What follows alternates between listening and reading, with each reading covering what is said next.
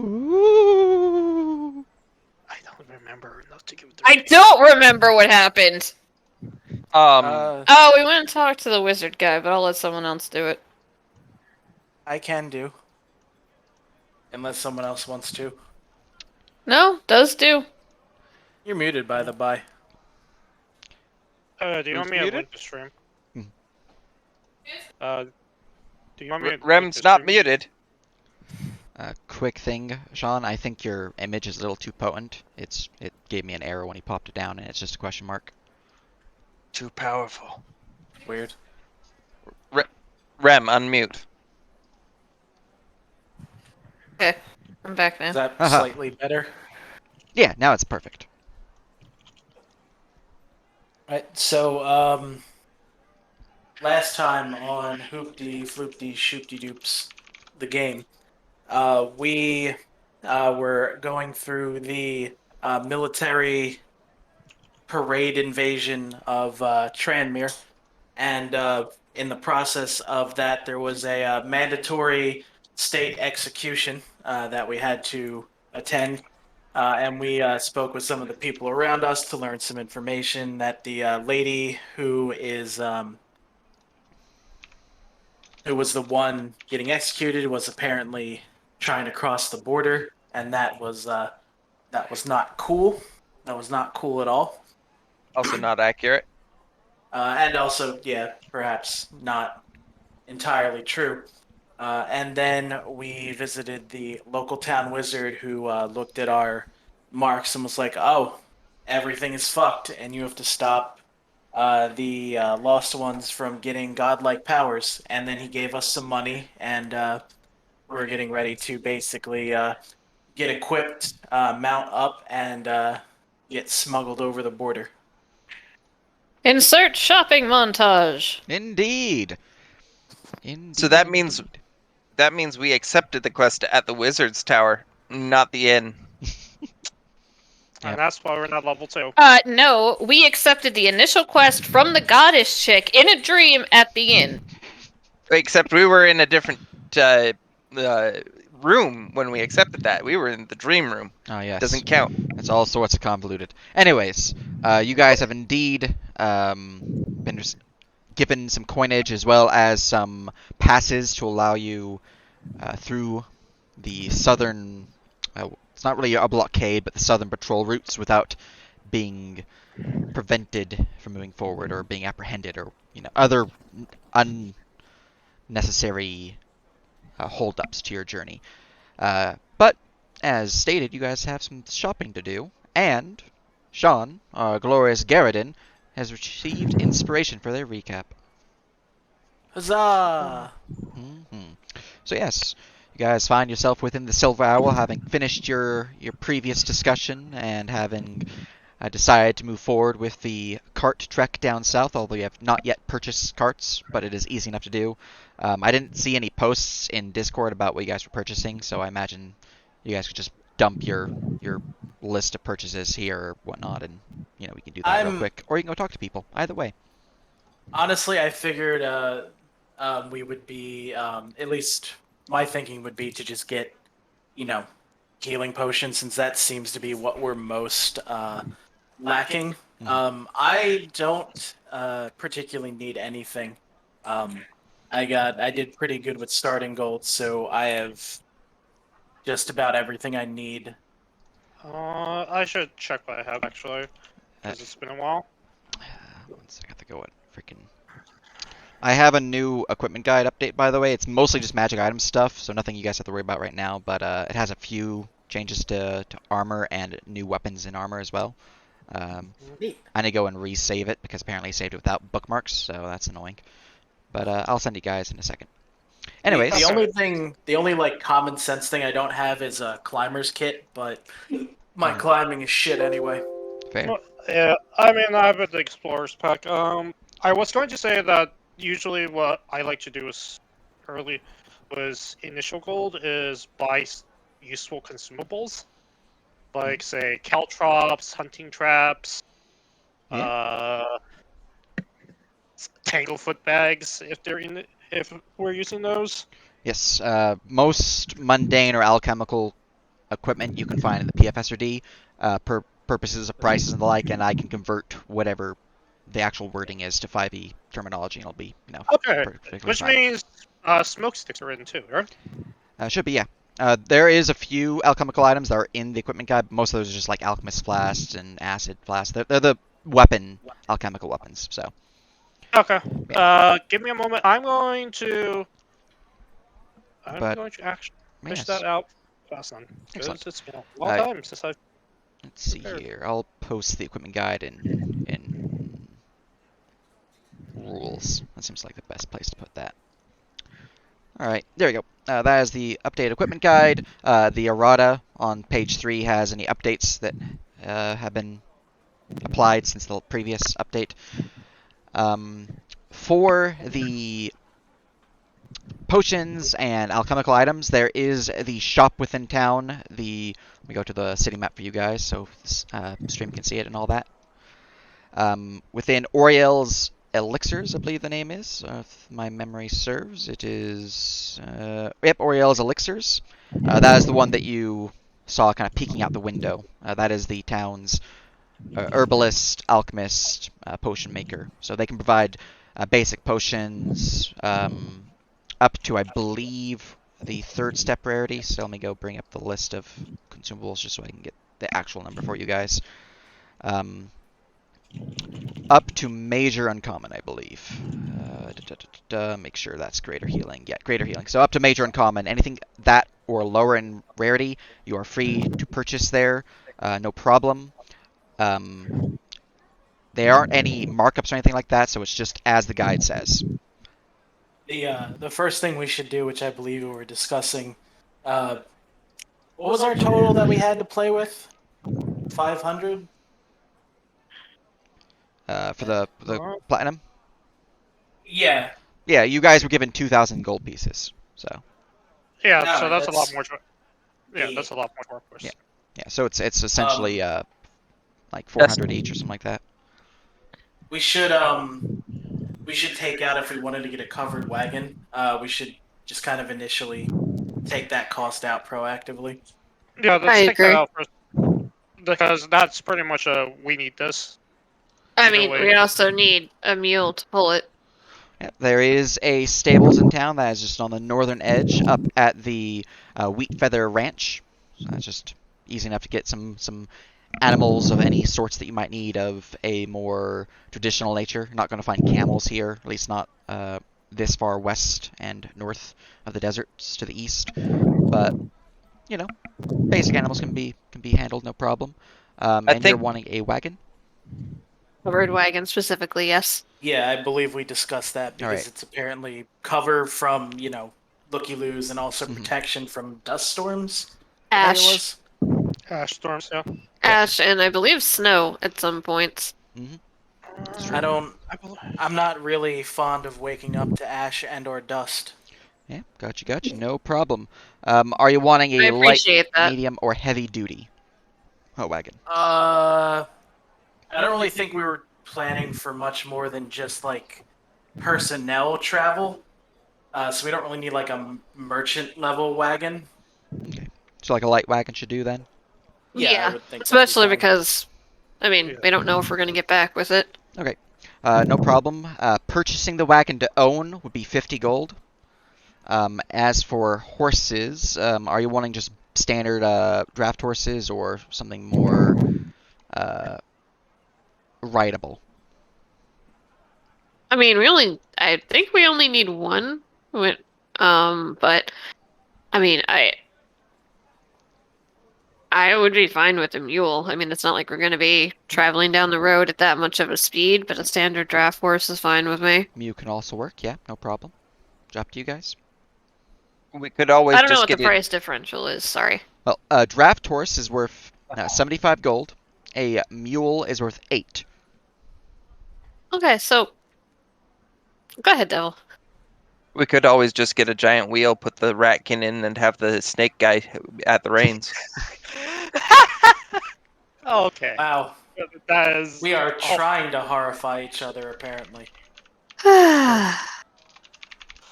Alright, that's not actually do But yeah, I mean, we can buy the wagon and buy a mule. And then if we have, an abundance of treasure that we're bringing back, first off, hallelujah. Second, that's sort of that's a later problem. Um, I would say that we need at least one climber's kit and hunting traps. can one mule reasonably pull one cart?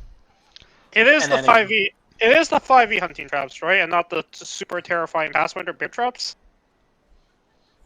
Mechanics are adjusted, so since 5e Yeah. actually has their own hunting trap, use 5es. But for the most part, price if there's two of them, so like there's Pathfinder and 5e, take the lower of the two. And I believe 5e should be lower. I think the intention of the mule is also that it'd be able to pull all of us. So it would have to pull both the wagon and all of us inside of it.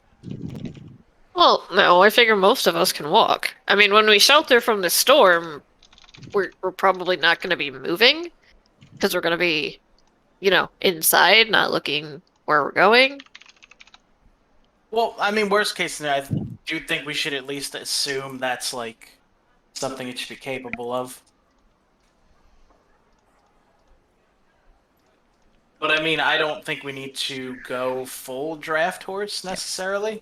A mule can pull your wagon to a certain point. It definitely won't be able to pull as much as a draft horse, but if it's just you guys and light, storage, then it's totally fine.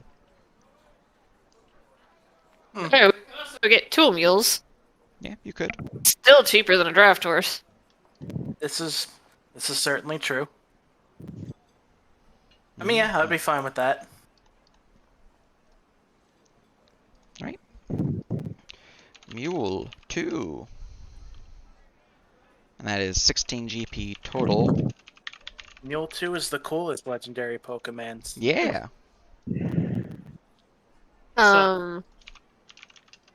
That's my proposed shopping list where, in terms of useful consumables to have at low levels.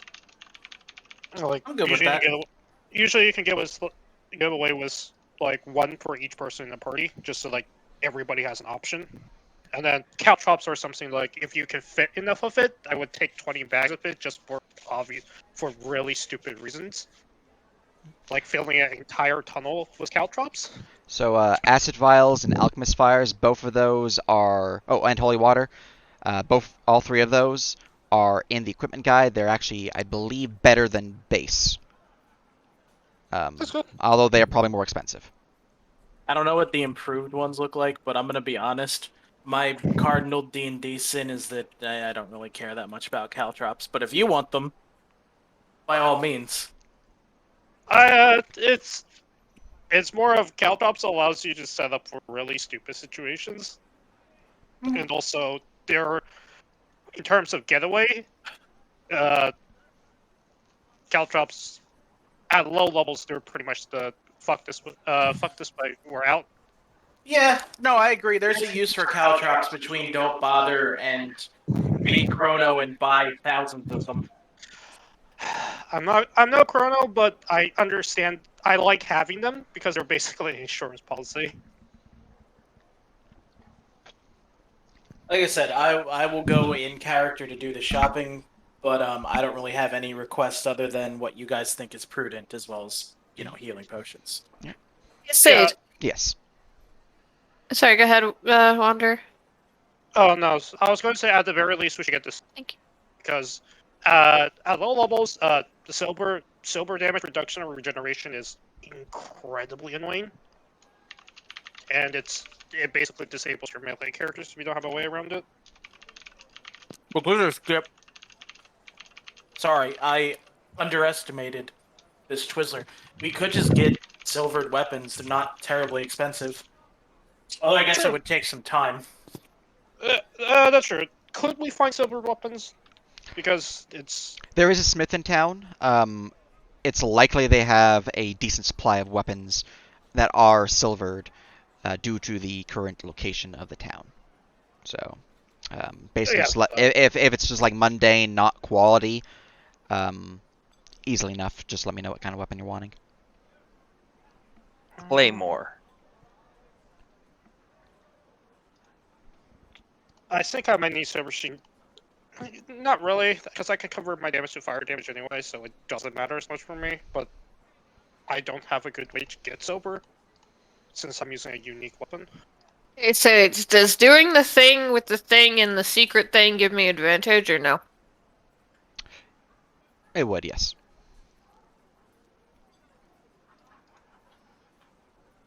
Hello, playing rogue. Hmm. Okay, that's slightly better. All right. Alright. Easily enough, you have 2 bushels, which isn't Oh, really yeah, bushel, but essentially 50. Oh, you have Thunderstones too. Those are really nice. Can all of that fit in my backpack? Yes, but it's pretty freaking full. Okay. Okay, that's it. Mm, I what did about have this? another actual question, but then I let Wanderer go ahead, and I don't remember what it was anymore. Alright. Mm-hmm. Oh, yeah. Is it actually how cold does it get? Like you know how sometimes it's snowing, but it's not like super cold. But that's what I'm trying to figure out. So you guys are in a very weird location in the world. Let me go to the world map for you guys. Zooming out. Here we go. And Control F and E for you guys positioning. So you guys are up here. Let me know when you guys are loaded.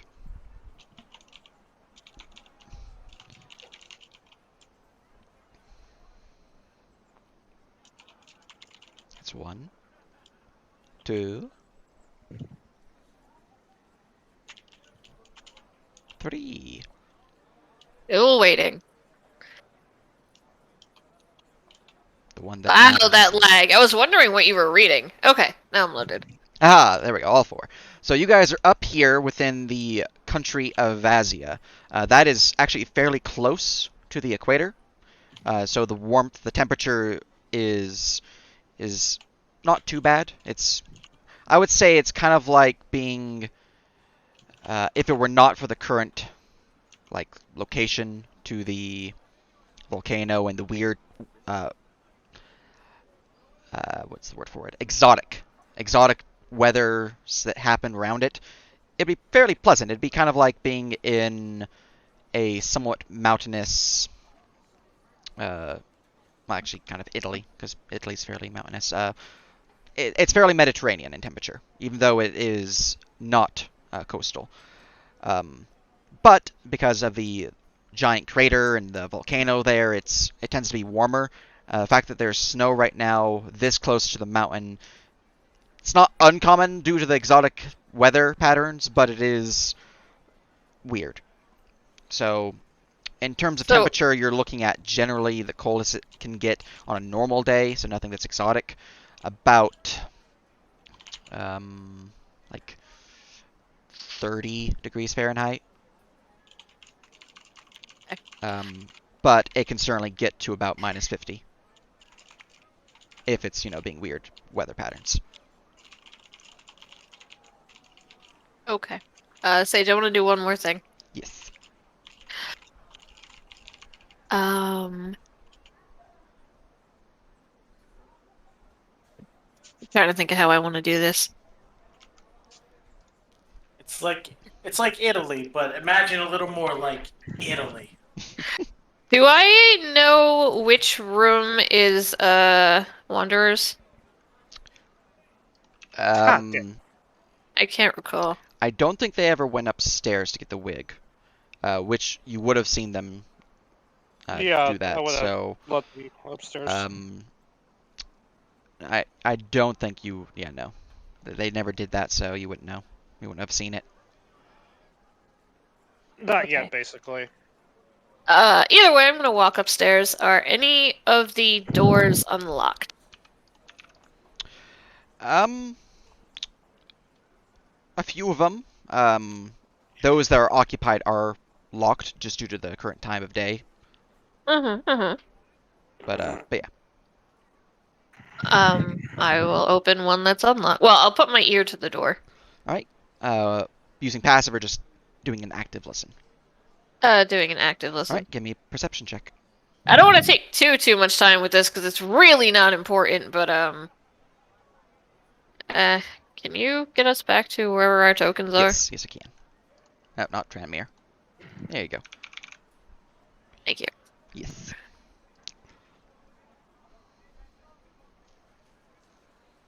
Mm-hmm. All right, and Sean, you were wanting a silvered spatha or rapier. Yes. All right. I do already have a spatha if it's because I know 5e is weird in that technically a silvered weapon isn't actually a fully silver weapon, it's just a coating. Mhm. I don't know how you rule that, but I It do is have. alchemical silver, so it is indeed a coating. Okay, then yeah, I can just use my actual sword.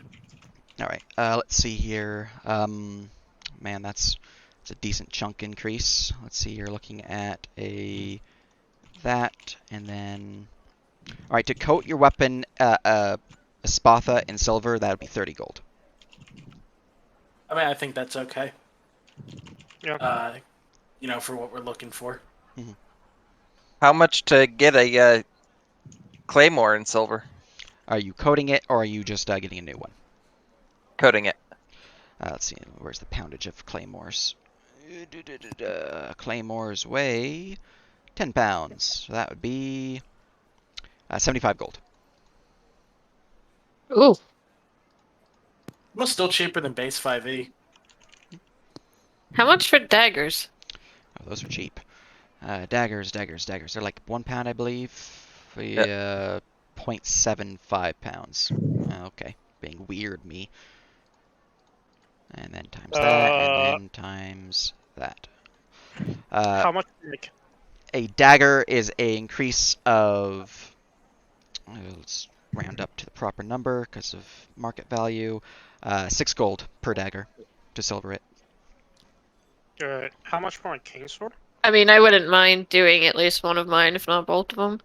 Yeah, totally doable. You do have an alchemist in town and a blacksmithy, so it can be done. Silvering will take an hour. They can do the lot though in an hour, so if you bundle it, it won't be too long. Yeah.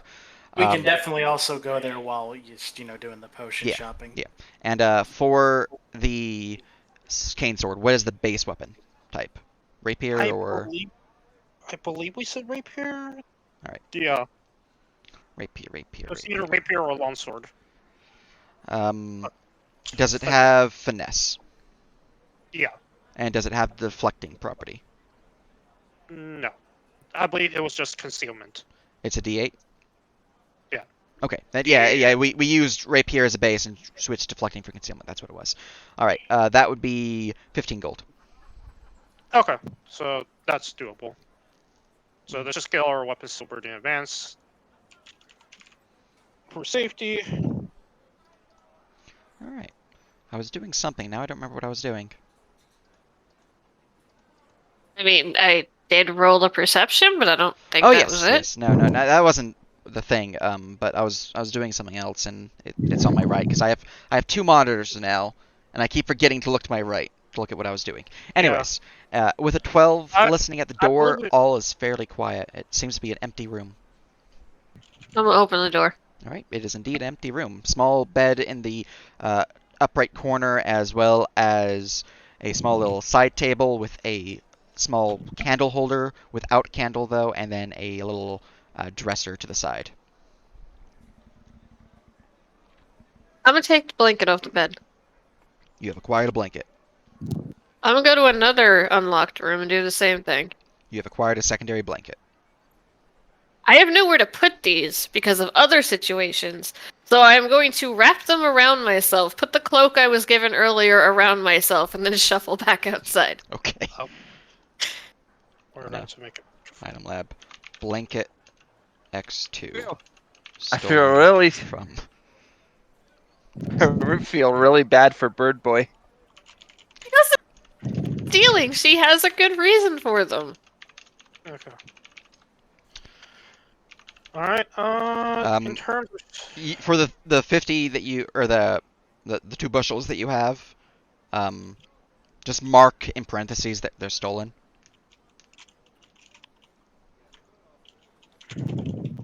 Oh no, they're showing up red in our inventory. Yeah. I don't want to put it in an item lab because you are doing secret stuff for it. But yeah. No, literally, Sage, I'm stealing them for the donkeys. Well, there you go. That's literally all. That's why I said I didn't want to take too much time with Gotcha. it. That's why I was asking about the weather, because I'm going to make sure the donkeys are warm. Excellent. But yeah, yeah, no problem there. You have acquired your blankets. You have acquired your secret stuffs. How many potions are you wanting to pick up? I mean, I want I mean, personally at it sort of least two. depends on what we have left after all the silvering and the wagons and whatnot. So Yep. basically, letting everyone sort of calculate what else they need, and then I figure we'll do that last. So are we good with spending 12 to silver both of my daggers? I Yeah. think we're spending a lot more to silver many weapons. Yeah. Yes, but I'm just asking about Was mine. 50 for mine. I thought it was 35 for yours. Was it 50 or 35? Yours is a 30. base of 4 pounds, which means it is 30 gold total. Just trying to waste our gold. Well, that's 135 plus 12 is 117 gold for silver weapons so far. You said 117. 117, yeah. In fairness, we should probably set aside 100 gold for WoW Yeah, to I do mean, miscellaneous back shopping. also, is it going to cost us to get smuggled? You've already paid for that. Okay. Yeah, you spent 100 or 200 because 100 there and 100 on the way back for smuggling, which let me go and put that in your item lab. We are going to skip Tanglefoot bags because honestly they're too expensive for basically doing the same thing as hunting traps. Oh god. That or a net.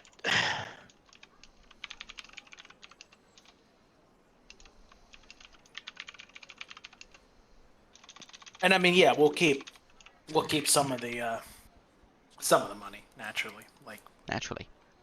we won't spend until we're broke. Yeah.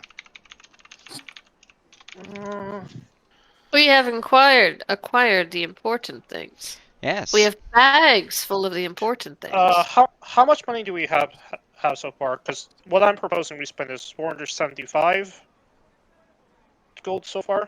Like how much have we spent? 475. I can't math. I got it. Then you have that. 592. Wait, Unless I wait. missed anything. If you're doing 475, with everything that you have purchased thus far, including the 200 gold for the passes, you're looking at 873, which is the light wagon, the 2 mules, the silvering of the weapons, as well as the passes. Okay, so we're at 873. In that case, Oh, and the 475 that you had listed. do demons do? Can we? Actually, we should probably do this in character. Do demons do more poison or disease-based stuff? Oh, I also didn't add the wagon and the 2 mules either. So Yeah, I got those. Okay, so we're at 873. I'm thinking of getting anti-plagues and antitoxins, just because they're always good to have. yeah. Advantage against disease or poison. I like antitoxin or anti-plague. That seems good for me. Yeah. The problem is they're 50 gold each, so it's God. On the bright side, I don't need antitoxin. I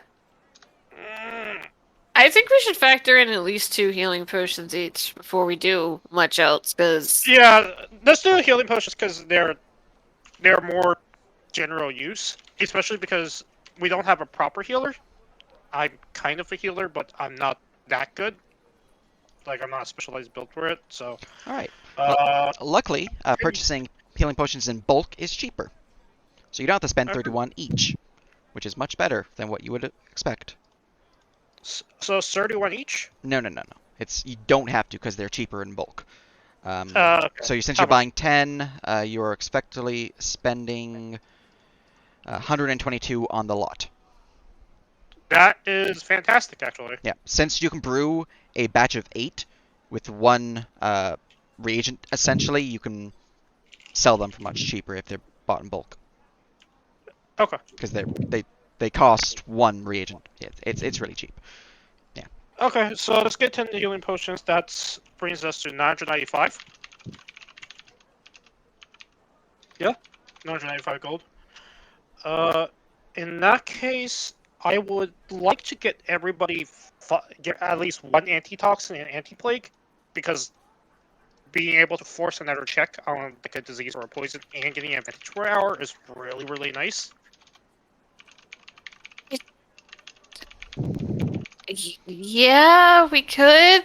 I don't know how. Eh.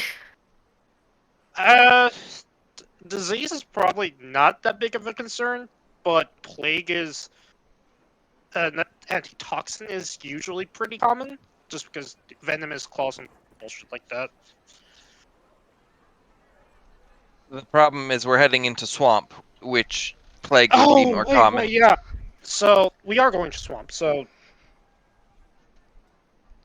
we could spend 500 gold for that, like one antitoxin and anti-plague for everyone. Yeah, or just Well, do no, don't get an antitoxin for me. I'm immune to poisons. Oh, okay. So 450. A lot. It is a lot, but it's also something that we buy one time. We just don't ever replace it unless we use it. Or we could just be stingy and go like 2, maybe, like just in case somebody gets poisoned. Or I mean, you gets could always get the one for me and have it as extra. yeah, I would prefer to have like 2 rather than buying 5. that's fair. How about let's do this then? 3 up each, like go in between. Sure. Like if we get poisoned or diseased that many times, we have bigger problems. Yeah. So Especially since they last for hours.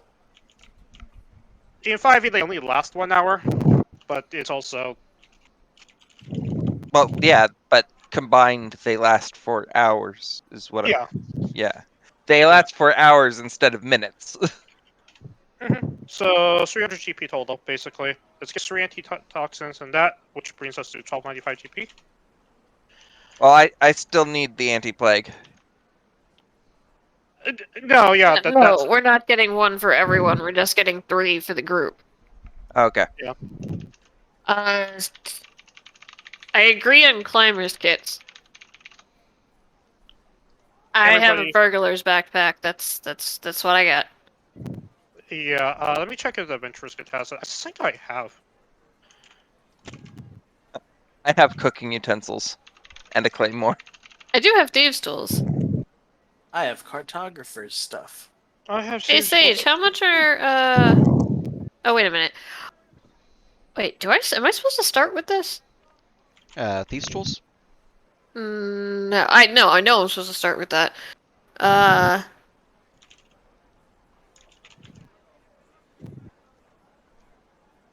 Climber's Kit is 25 GP.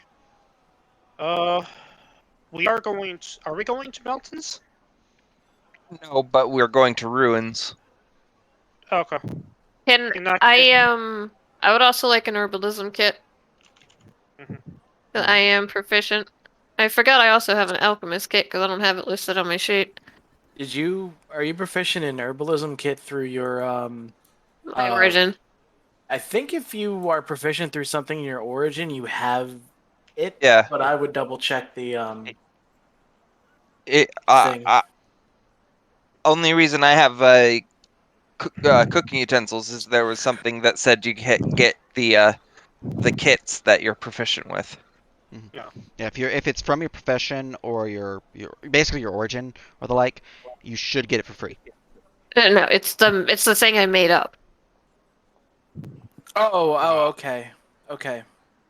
Which I'm fine if Sage still wants to give it to me for free, but it's it's the thing I made up gives me profession in herbalism.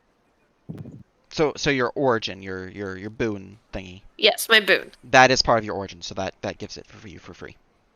Okay, cool. Then I also have an alchemist kit and an herbalism kit. Do we have healer kits? I do not. I don't have proficiency, so no. I also have, if we're considering like food, I do have 5 rations, but since we have someone that can actually cook, like getting like trail ingredients so that we might actually like eat and get benefits from that could be worthwhile.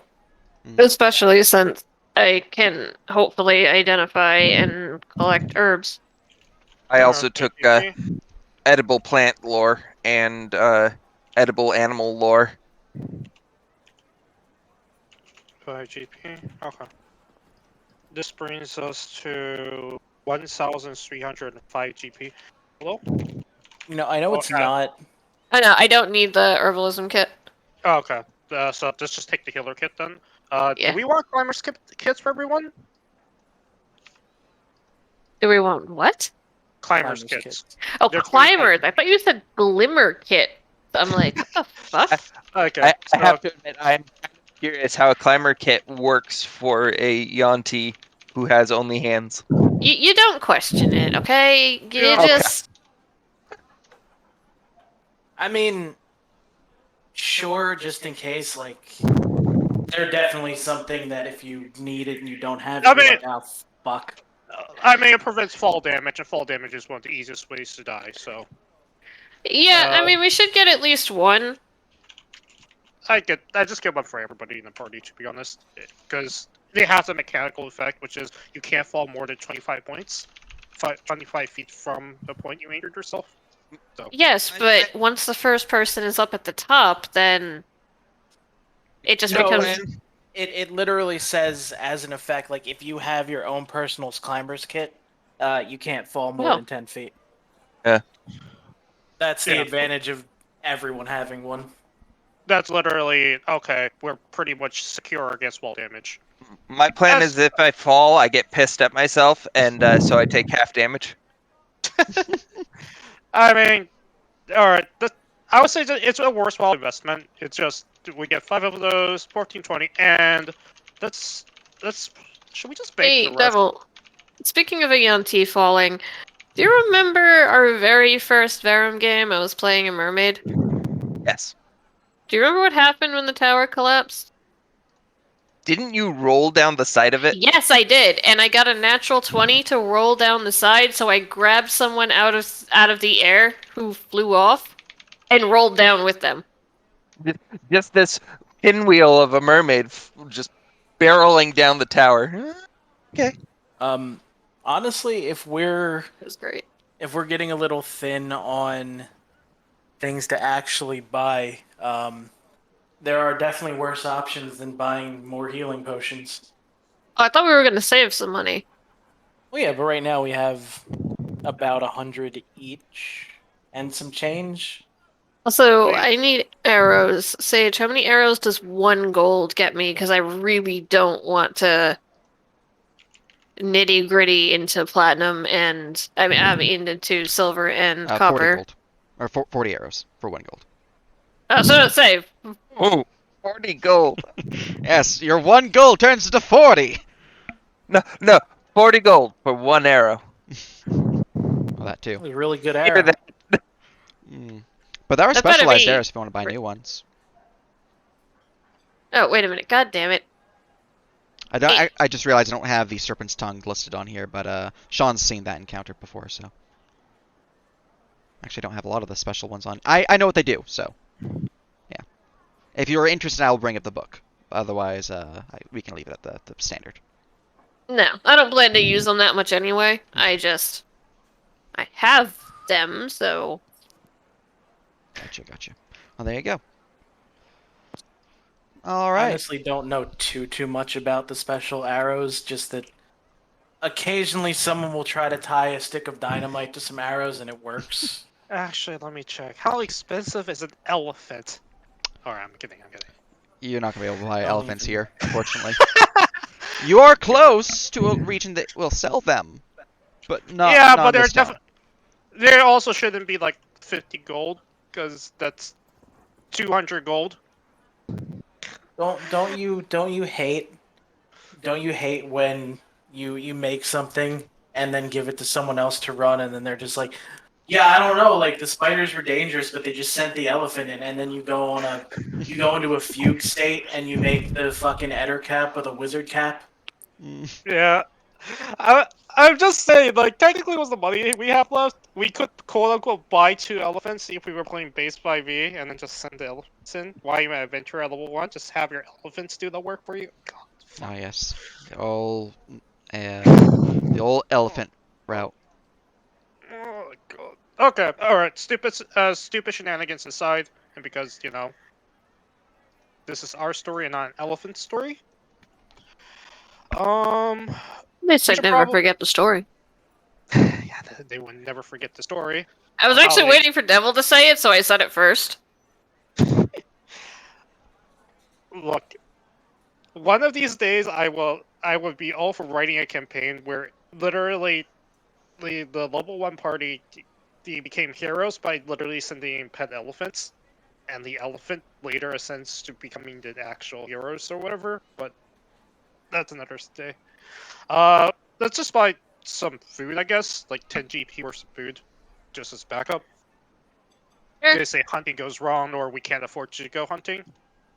Oh, we're missing something really obvious. Oh, wait, no, most of your kits probably have it. Does everyone have a bedroll? Yeah, Because Yeah. I do not, unless it's in the climber's kit. Climber's kit doesn't include it. Whatever starter kit, although I guess we don't specifically get starter kits with this setup. Well, I got a burglar's I- pack, so Oh, it does not. Alright, so if you need a bed, check if you need a bedroll. They're 1 GP each. We can literally just toss it into the cost. So you're Do wanting I need a bedroll? to spend 10 gold on food? Hold on for a moment. We're Okay. checking that. Yeah, I need a bedroll, please. Yeah, okay, let's get bedroll. Bedroll? Right. So that's Bedrolls another 1 are GP. 14 silver. Oh, 14 silver, okay. Yeah, bedrolls are the ones, one of the things that I've actually converted to the new system. Okay. Yes, Remy, bed rules. That's what you bought. I suppose I should probably get a bedroll and a blanket. Blankets are 1 silver. Alright, get that sorted out real fast. About how expensive that is. You have a. Well, I guess maybe you don't want to sleep in your traveling wear. I was gonna say you have that cloak you were given to keep hidden. I forgot, in this party, does everybody have dark vision? Yes. yeah. I think we even made the joke that that dark vision is not the amazing feature it used to be, since basically the only things that don't have it are like humans and Aarakocra, I think. Yeah, speaking of which, that I guess do you have dark vision then? Because I was going to buy sun rods, Oh. and it's like I was Well, going to buy I'm sun rods for vision, but I'm a half elf, so yes, I do. okay, fantastic. All right, so fuck this sun rods then. Nobody needs them. God, actually, if anything, we should get moon rods so we can make it dark. Don't think that's how that works, but No, that is actually how that works. They added those in. That moon rods just Jesus. increase the distance of low light vision. I wish, but no.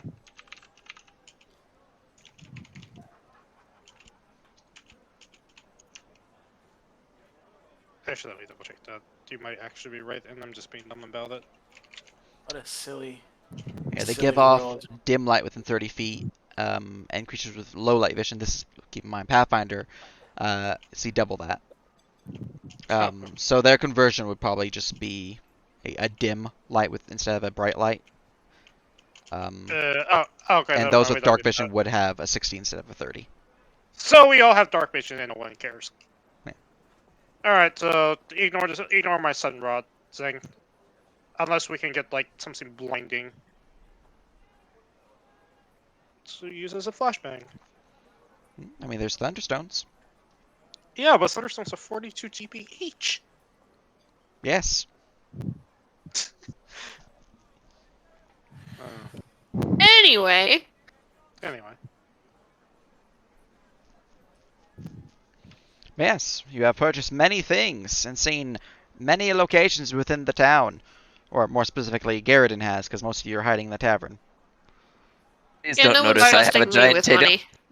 Look, I would actually join Garrison at some point, but I'm also manning the bar, so. Yes, are you guys ready? You have acquired a lot of stuff. Yeah, I'm good. Alright. Mm-hmm. Alright. Eventually, having acquired all of your purchases, meeting back up at the tavern, loading everyone up and all of your equipment upon the wagon. Let me go and plop one of those down for you. Let me delete these guys because those are the old tokens. Silver Owl. Copy. Tranmere. Pasta. You guys would meet back up with Ryan, who would hand you a pair of silver discs. Those are the passes that let you through. Keep one of them hidden, and the other one gifted to the gods if they encounter you. Thought he said gifted to the gods. Maybe. No. It's like if we It's encounter the gods, Yeah. these are gonna be good enough. Okay. Yes. Hello, Hades. This is my get out of hell free card. Just So you guys have a covered wagon, so I'm gonna go plop one of those down. Let's give you guys. Let's go with this one. I know that's Patty. We don't wanna prison wagon. That's a little too small. That's better. Alright, there's your wondrous wagon. I will give you guys ownership of it. There you go. And I don't really know where you guys are going to be at on this thing, but it doesn't really matter. Send it back. And then you guys bought 2 donkeys. So, I don't mean to alarm anyone, but does anyone know how to drive this? That's a good question. I think we've actually clarified that no one knows how to drive it.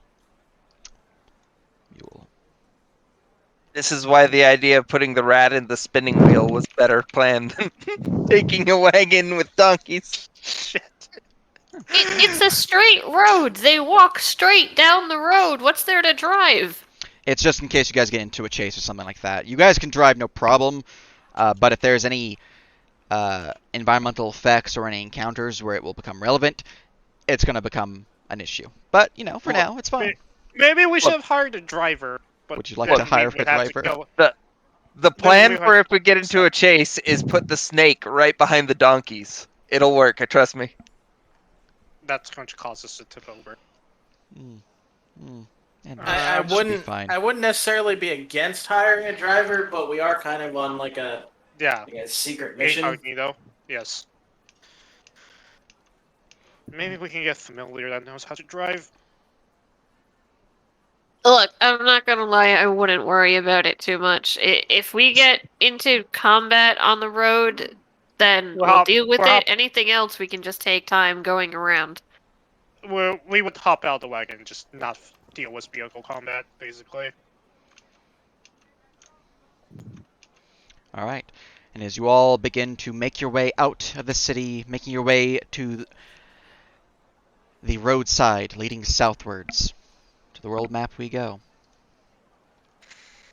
Hi-ho, adventure! All right. So, it is 155 miles to get to Cadiz, to the south. It's quite the trek, but you do have some mules with you. Your mules have a speed of 40 feet. Higher in combat, but 40 feet in terms of overland travel. So you guys are looking at a pace on the highway of 8 miles per hour, or 16 if you'd like to go at a fast pace, or half that if you'd like to go at a slow pace. What is your preference? I think we should just keep normal pace for now. Well, The meta is that, we go fast pace so that only good things happen to us. And then Anyway, we no, die of standard dysentery. pace is fine. I mean, don't attract any attention to ourselves. All right. Let's see here. You guys spent some time in town. Let me go adjust the time of the day before we continue, just because you spent some time buying stuff. There we go. All right. With the current time of day, you have a couple hours left of light. Are you wanting to press through the night, or just get as far as you can for the day? I don't really fancy traveling through the night. All right. Fair I enough. disagree, but sure. I mean, we can all see, we can lead the donkeys. Yeah, but if we're putting off sleep for it. All right. Which means you guys, that's 1 versus 1. So are we going through night or not going through night? I'm also not like super passionately about like, no, we can't do it. It's just, I don't think there's a particular need to rush.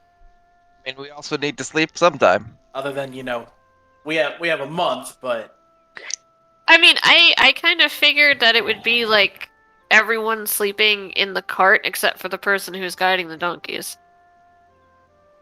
I mean, it can certainly be that, yeah. For purposes of counter tables, I need to know if you guys can push through the night or not. No, we'll stop. This is not the hill I care about at all, let alone dying on. All right. My vote is no, because night encounters are almost always worse. That is 3 for no then. All right. So, you begin to make your way down the road, traveling along southwards. Since you are crossing the path of patrol routes here, I do have to roll 1 check to see if there's any encounters there. This is a different type of encounter check from what Sean's used to, since it's not the traditional low is good encounter, high is bad encounter. It's just, does this happen or not? So, that's fine. all right. So, as you are traveling southwards, you encounter a patrol, a sizable grouping of Vazian soldiers. Specifically, let me go and bring up the listing of their organization for their patrols.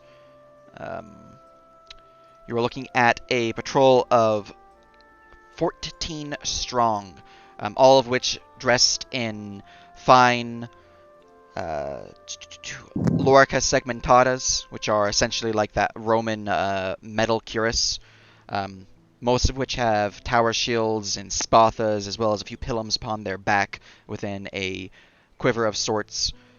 But as you begin making your way southwards, they would ride up towards you, or at least the leader of their patrol would, as the footmen behind them would march forward, on foot. But they would halt you, and the commander would call out, Oi, what you doing heading southwards? Travel south is forbidden. All right. Well, quietly, not making like a big deal out of it. Just slowly take out the unhidden silver disc. Oh, I see. I didn't realize you were part of the scouting parties. My apologies. You are free to pass. he'll take the silver disc from you. I'll give him a nod of understanding.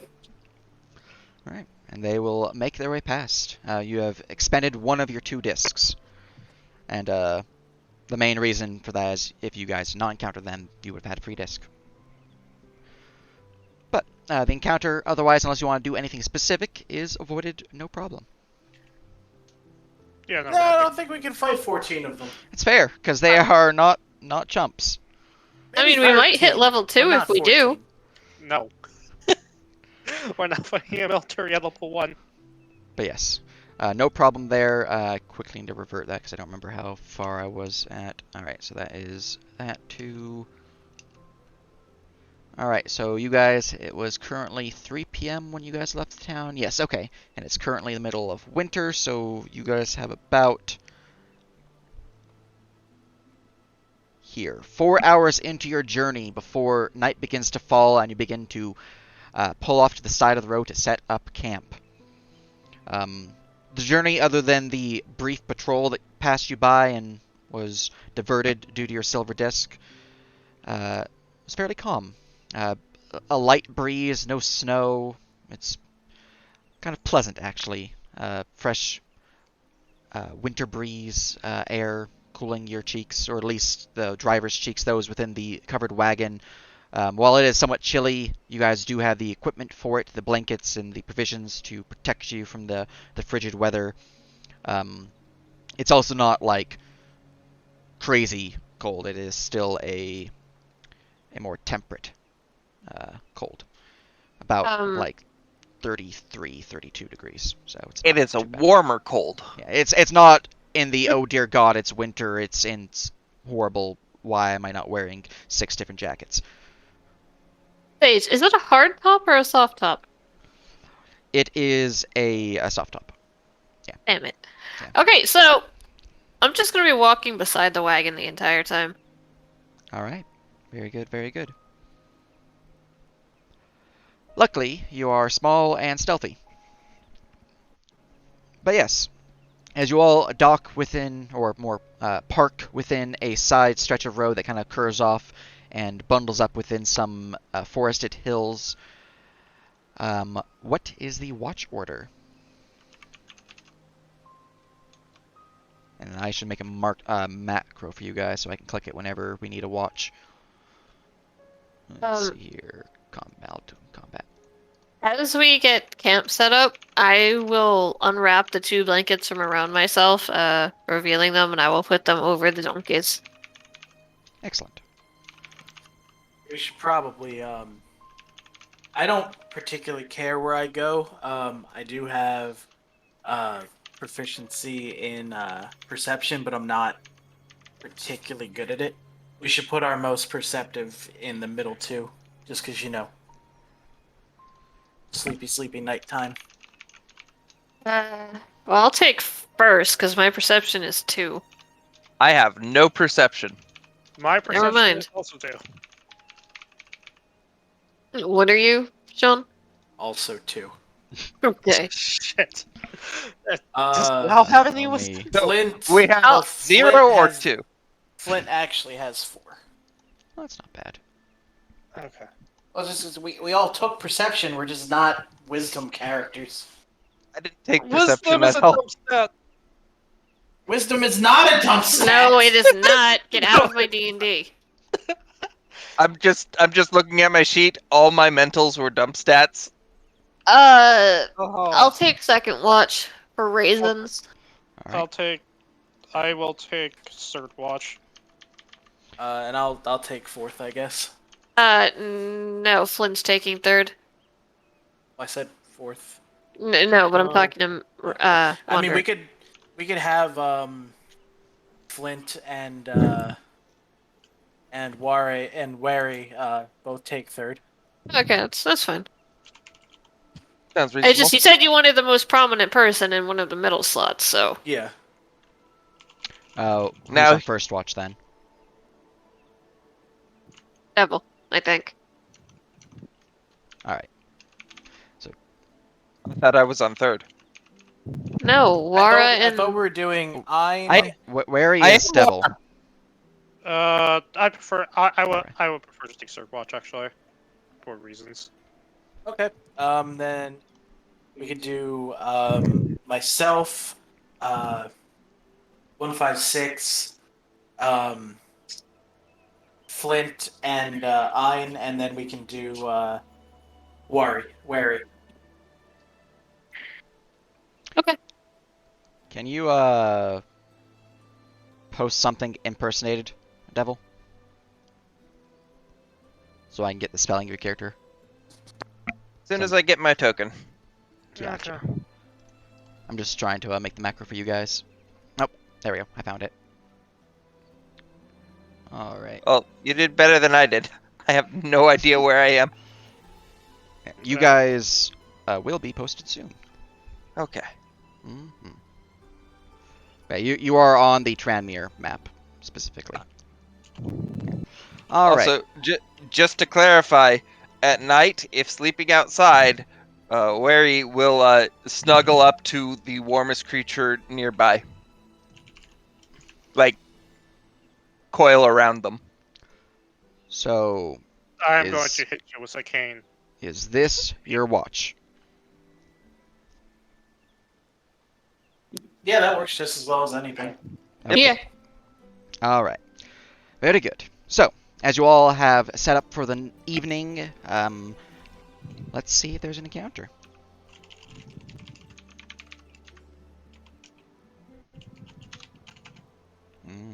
Spicy. Let's roll this in secret view. All right. So first watch. Before we actually begin watches, do you guys want to do any RP or anything like that during the evening, or do you want to just switch right on to the watches? I don't personally have anything to do. No, I just Uh, wanted to put the blankets on the donkeys. Essentially, I set don't- up camp. Unless I meant to report my current status or anything, at best I'll just write a report on what happens through the day. All right. Pretty good. Flint probably wants to talk more about how mysterious he is and how we're not worth sharing information about or with. Yes, he's No. he's in the corner, being the mysterious stranger, as he is not actually here. But yes. However, setting up camp requires a meal, so I suppose I could cook for everyone. You could. Yes. Should probably do that. Just gather up some nearby weeds and water and, make the unfriendly campfire soup that is.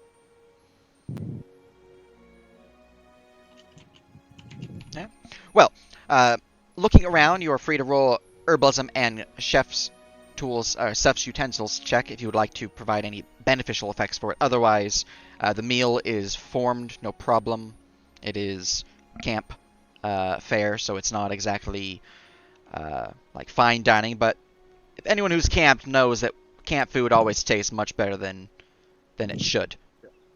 Can I substitute lore edible plants for herbalism? I mean, other people could roll herbalism too. I you can't. you could, yes. So, I would be trying to sort of make a map of the regions so that we have one, but that's a more like long-term Yeah. project. All right. Very good. Very good. This one's simple enough. You don't need to roll since it's literally just a road down south. And but if it gets to more difficult terrain, especially once you get into the Undying Lands, which isn't super mapped out for the changes that have occurred, then it will become very beneficial. But for right now, Sure. it's fairly straightforward. Just a road south. You just draw a straight line. It's curved. There's some curves to it. There's some like Herbalism. hills and some forest patches and the like. It's yeah. Anyways, gathering some herbs within the nearby terrain, no problem. You find a few wild carrots. Surprisingly, having survived the bitter frost of the region, perhaps due to the exotic nature of the climate. But you throw them in the pot, no problem. Add a few other herbs that are edible, might not be particularly good by themselves, but they'll do just fine in a pinch. And is 10 your cooking check? Is my You get a cooking check? stone, you put it in the middle. Of course, that's how you do it. I grab a stone from the fire and put it in the middle. In fact, All right. Is that what he does? I mean, maybe. With a 10, actually, the meal's all right. It's not exactly the best you've made, but I mean, it'll certainly do.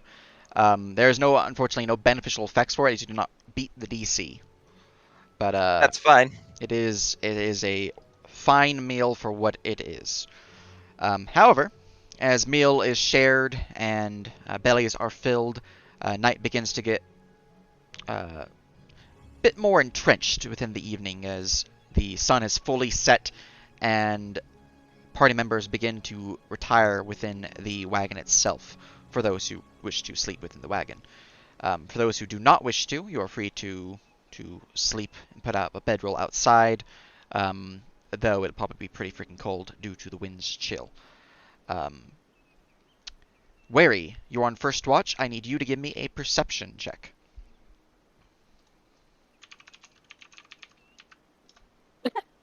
Yeah.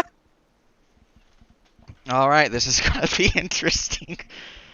I Ah. have to go figure out what's actually encountered. I did roll a 1 to determine whose watch this is activated on, as stream can see. I have 283 on the encounter type as well, so let me go and grab that. Did we figure out who's sleeping where? Does it matter? Unless someone says they don't want to be in the wagon, everyone's going to be in the wagon. I am not in the wagon. All right, then I will put the map out, and then you can determine where you want to be. I don't think any of you have tents, so I don't have to worry about those. But yeah. Oh, actually, if it's in Wary's watch and Wary's not in the wagon, I'll be in the wagon. It is indeed Wary's watch. Okay, never mind. All right. Very I good. actually do have a tent, but I would probably just be sleeping in the wagon. Very good. All right, let me go copy your tokens from Tranmere map and put you guys on Vazian Road encounter number 1. So you guys would probably be camped up on this hill here, because that makes the most sense to me. There you go. You are free to... Oh, it's not visible to players. There you go. You are free to adjust your location as you see fit on this map. This is your campsite. And you can put it wherever you want. And then I will make the encounter from there.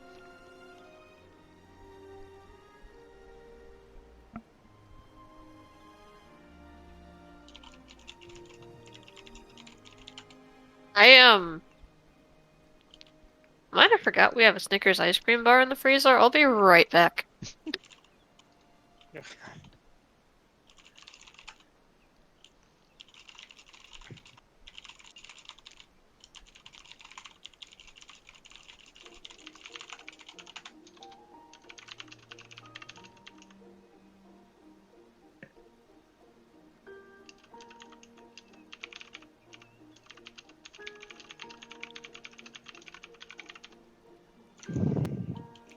Such calm music before it all goes wrong. All right. Well, this is how we hit level 2. The only reasonable place for a snake to be getting warm between the 2 donkeys. You guys are free to maneuver where your tokens are. And I'm sleeping in the wagon, so I'm good here. This is probably why I failed my my watch check. I fell asleep. Probably with a natural 1. But let me see. 283 was it? Let me go. Yes. Oh, excuse 283. me. That sounded like you were saying yes in your burp. It's I'm very back. confusing. Welcome back. Anyways, 283 while you are doing thoopadoop. That means I am looking at a... That's not that bad. What's the organization on these guys, though? That'll determine how many I'm looking at. Let's see here. Bestiary. Name of the creature. Looking Organization. at a million trolls. Ah, yes. The greatest of threats. It Alright. turns out Sage just rolls a fucking swarm. That's helpful, me. Alright, I'm just gonna do the default for them. Could have been worse, but it's not good. Well, that right there looks like a big pile of experience, of which I don't know what our actual total right now is. Your actual total right now is 280. What do we need? 1,000? 1,300. Gross. Mhm. You said 280s are current. Alright, make sure Sad. these things are not visible to players before I pasta them into the map. Move. Cool. Alright. I'm still waiting on one more art, by the way. From who? Devil. Or not of a Wanderer. Oh.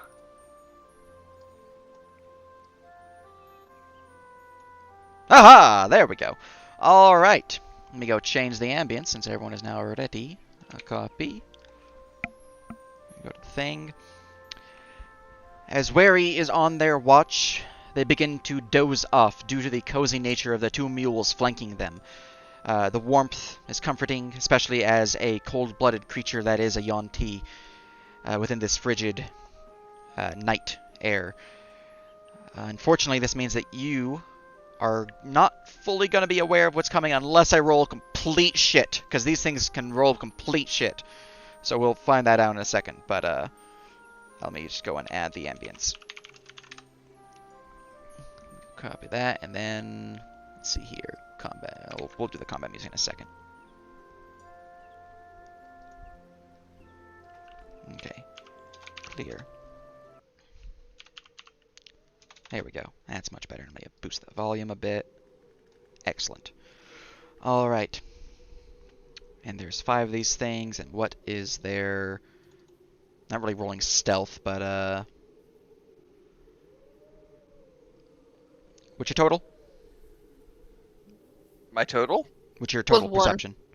Oh, yeah, plus 0? 1. Yeah, plus 0? I have plus 0. Oh, no. They have -2, but their passive's 3. Oh, okay. So you are surprised by this. That's very unfortunate. Let me see which direction they're coming from. Let's see here. All right.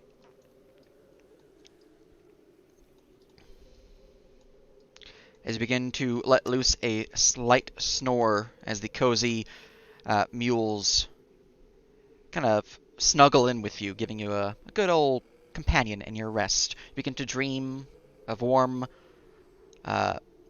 fluffy clouds that might embrace you as the snow kind of curls up around you, and then something shifts within your dreams. Begin to hear a slight moaning as if the wind picks up within the clouds that you're flying through. And suddenly, you wake up at the sound of the moaning getting louder to see a swarm. More appropriately, a small horde, or a small bunch of undead figures wandering closer, as they have gained, unfortunately, a surprise round on you, these zombies. The surprise round was to get to here, though, because they are quite slow, and once they get within this point, their total stealth is actually even lower, because they're, zombies. Zombies. But yeah. If they moved faster, they would be here and might have been able to get an attack on you. But, unfortunate for them. Anyways, now that's posted there. Let me copy the combat music, copy, and put it in the thing, and add you guys to initiative. Initiative. Add players. Roll me initiative. Yes. That roller coaster. Yes. Eldritch Doom. It's okay. If I fail my perception check, at least getting a nat 20 on the initiative is a good thing. Mm-hmm. Also, having made a good meal beforehand will, ease the tensions of, oh, why didn't you notice them sooner? I see my initiative is still as great as ever.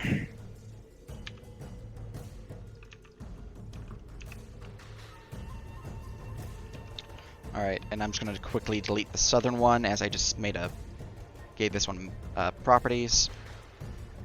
And then pasta. There you go. Alright, both your mules are souped. This one's added to initiative. Let me go and roll everyone's initiative for the NPCs now. Is someone controlling Flint? I mean, yeah, I can. Excellent. Alright, and they need initiative. Oh, yeah, but Alright, and that is everyone. Sorting the initiative. So, unfortunately, you are still asleep, so the only one who is awake right now is Wary. But they go right after you, John, so... Beginning initiative, Wary. You see the zombies right on you, right about to get to your mule friends, too. I don't want to quibble, but if my passive perception is 7, do I still hear them chomping up, or is it only let me check once distance. they get here? Their initiative is, or their stealth passive is lower due to the distance, but let me see if they're far enough away that that's...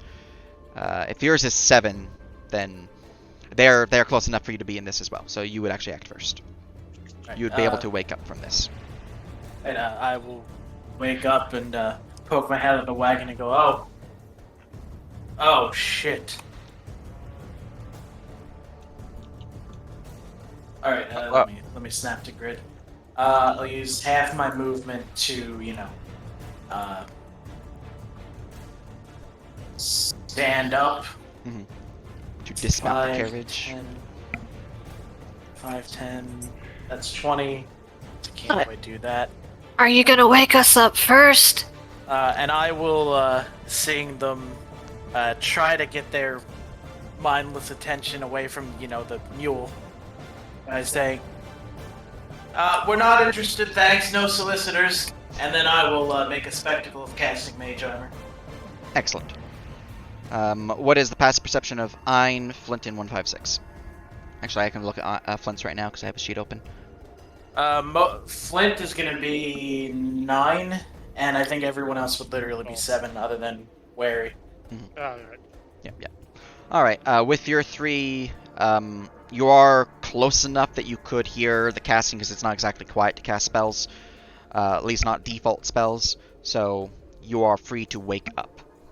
And I'm doing it normally because I'm trying to, Yeah, to draw their drag attention. these guys. How do you determine passive? Passive you're- is 5 plus your perception bonus, or insight bonus, or investigation No. bonus. Normally Passive. it is 10. Sorry, go on. But Okay, I yeah, use yeah. 5 plus the bonuses, as I have many things that boost passive perception. Also, I want it to encourage active rolls, active participation, which passive perceptions kind of remove active participation. I mean, yeah, you're not wrong. So, In this particular case, it is essentially the same as it's, no one knows what the fuck is going on. yeah. Mhm. Yeah, and for particular moments, I do tend to give a +5 passive perception if you're like actively saying, I want to actively look through the area. In which case your passive will then be a 10 instead of a 5, but like if you're sleeping, it's just a 5. I don't add another -5 because you're sleeping. So, yeah. But yes, you guys are all able to do your thing. You did your action. It is now Wary's turn. Well, I was just about to go wake you up.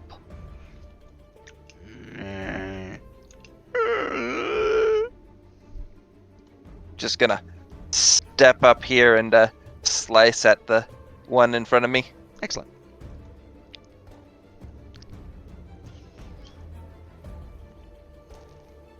And as a friendly reminder, these things are really stupid, so you don't have to worry about them using any of these tactics, but there is the updated combat and condition rules.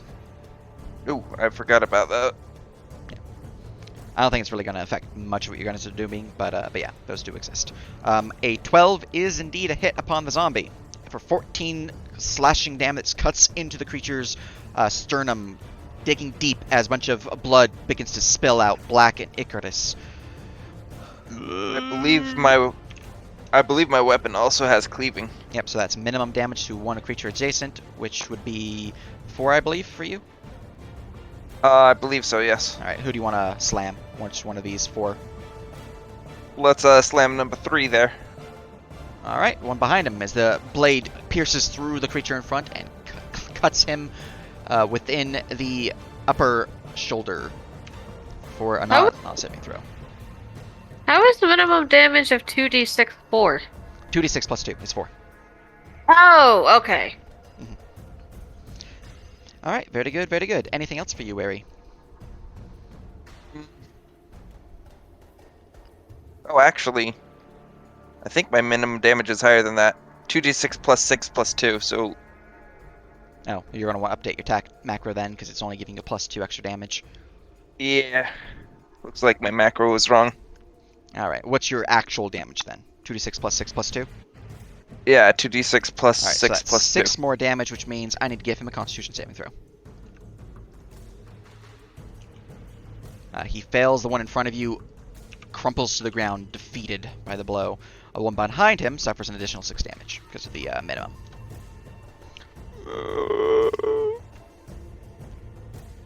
Alright, very good.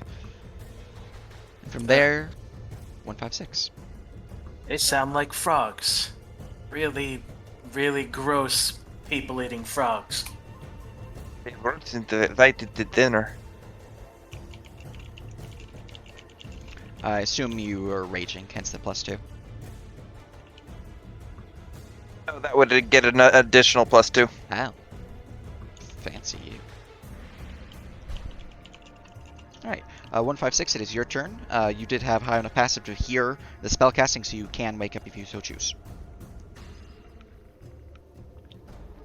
You're also... Yeah. No, there we go.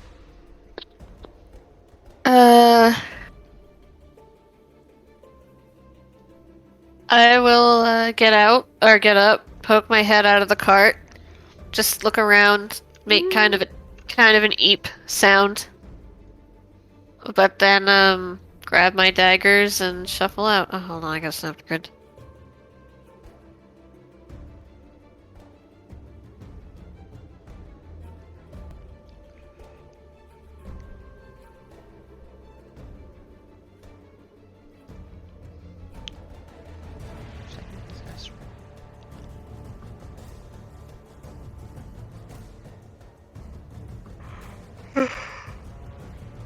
Get to the stopping. Did I not set? Yeah, I did. Why is that? Why is what not? The attack frame is not. You're not impersonated. Oh. Also, can I forgot I have a short sword. Could I have silvered that as well? Or is that, like, far too late? This is your first encounter, so I will allow it, but any future will be far too late. Okay. What's the weight of a short sword? Find that out. Short sword. Those weigh 2 pounds, so it would be 15 gold to silver it. Okay, well, I mean, if everyone else is good Good with hit. that. Yeah, sure. Yeah, I mean, I'm also fine with that. It's better to just have silver weapons. Yeah, there's literally no penalty on like other editions. Alright. 20 will most certainly stab into the zombie as the pierced wound punches through its upper torso, stabbing it for 5 damage. I'll let you go and flip these guys so they're facing you. Pretty good. Anything else? No. Alright. Mule number 1 has gained initiative. This one, presumably, is not hitched to the wagon, but it is staked down to the ground.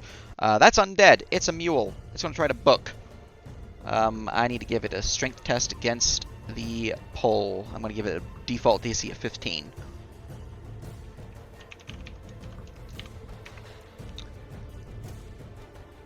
That mule ain't going anywhere. It tries to tug at the pole and it's only able to get the short 5 feet away. Alright. The mules sound like frogs too. Yeah, I tried to do a donkey sound and it turned out weird. It's so well. Yeah. It's better to just fall back to the. I didn't want to bleed people's ears.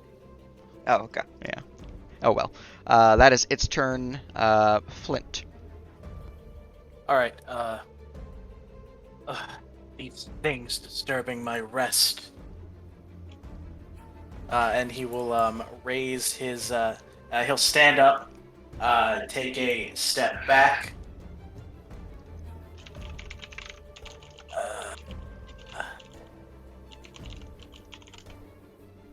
How do you have this many?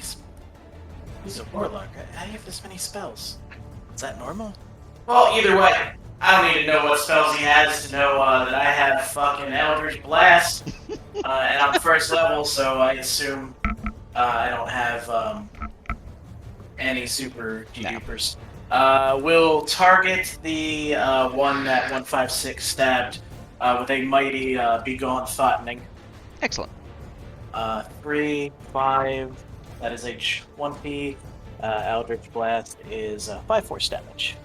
Alright, 5 force damage. Slamming into the zombie in front of 156 as the bolt sends it staggering backwards before it kind of slumps forward. Part of its arm dislocated from the blast, but the creature is still standing. All right, very good, very good. And else? I believe you get one. You get one essentially like skill test. Yes, one free skill test as long as that skill test does not have a mechanical rule for it, such as stealth being a bonus action for rogues. Yeah. So basically, this mule's already a little freaked out, or whichever mule is not currently freaked out. Well, they're Before both it going to be freaked preemptively out, but gets- this one has not acted yet. And All you don't right, think the this one one's that going is- anywhere. I still have a little bit of movement, so the one that's not acted yet, he will make an animal handling to try to calm him down. All right, go ahead and roll. That's probably not. Yeah, unfortunately, the mule is too freaked out from the zombie's presence to calm down from Flint's attempts. And yeah, its base speed's only 30. That was 15 feet of movement, so that's good. All right, zombie number 6 has gained initiative. Let's see, you are this one.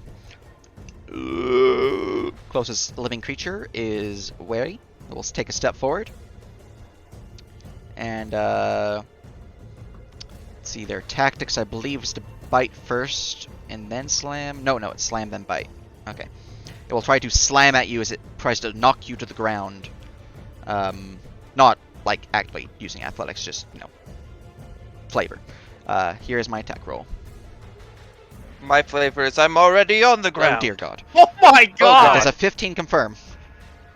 15, I do not think does. It actually just hits. Yes, it confirms. Alright, that's 7 bludgeoning damages. It slams right into your torso, nearly knocking you down, but you just kind of bump into the mule and push forward back to your feet. As an angry zombie. Oh, Jesus. Alright. From there, we go to zombie number 2, deleting the dead one. Number 2 is this one. Closest living creature to this one, 10 feet, 15 feet, 15 feet, 10 feet. I have to roll a d2. 1 is 156. You'll step forward to here and you will attack 156. You're not surrounded, but you are certainly in danger of being surrounded, 156. And per his tactics, slam first. 7 will easily miss you as you duck out of the way of the blow, as the creature's telegraphed its attacks way too slow for one as spry as you. Fine. Alright. You wake up, sit up, peek my head out of the wagon. Oh great, it's the living dead. Good news, Ori alright. found breakfast. I'm not eating this. And Don't worry, I wouldn't either. I'm going to shake my cane at Garridan, but in actuality fire a fireball past Garridan at Zombie 1. Alright. or not, never mind. Their AC is 8, so that's just unfortunate. As the bolt of my fire God. flies past the creature and slams into the tree behind it, causing a light bit of cinder to the tree's bark, but then is dispersed by the snow and the Inspiration's wetness of the air. a flat reroll, right? It's not Inspiration like is an add. advantage. You also have access to destiny points to add a d6. You know what? Take my inspiration because that guy hasn't gone yet, and 156 is Yeah. might be in a world of hurt. Okay. Oh my Alright, God. 11 is still hit. I always take the first damage roll though, so that is 8 fire damage crushing into it. That is enough to drop it. However, Undead Fortitude kicks in. Do I survive? DC 13. The creature falls to the ground, its form charred to a cinder before it begins to stand back up. Not mechanically, because it doesn't provoke, but it's now nearly skeletal form, at least on its right side, is now facing towards 156. And I need to do 7 damage to it, because I have 1 HP. Okay. Alright. Very good, very good. Yep, that's my turn. Zombie number 3 has gained initiative. Number 3 is this one. Closest one is you. Taking a step forward, and you will take a swing. 13 misses horribly as he just gives you a good old pat upon the torso. Pat, pat. You just sound like Chewbacca to me. These are all just Chewbacca. You know what happens. Yes, I have eaten well last night. Goddamn This Chewbacca mule zombies. here is going to try to book it. DC 15. And the mule breaks Unfortunate. loose from the cord that has tied it to the stake. That means I get to move Here. Oh God. You are squirrely, Wanderer.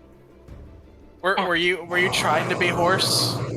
That was me trying to be a donkey. No, like I thought Oh, the you- joke was that your voice, that Wanderer's voice was horse because donkey. No. No, I was actually looking for the zombie sound clip. Which was the second one you played, yes? Yeah. Okay. That one. Alright, zombie number 1 has gained initiative. That is this one, the one who's nearly dead. He is already next to a living creature, so he will take a swipe at you. Slam. Misses horribly. He just gives a good old pat to the snow beneath your feet as he stands back up. Number 5, this one here, will next to you already, so we'll take a swap.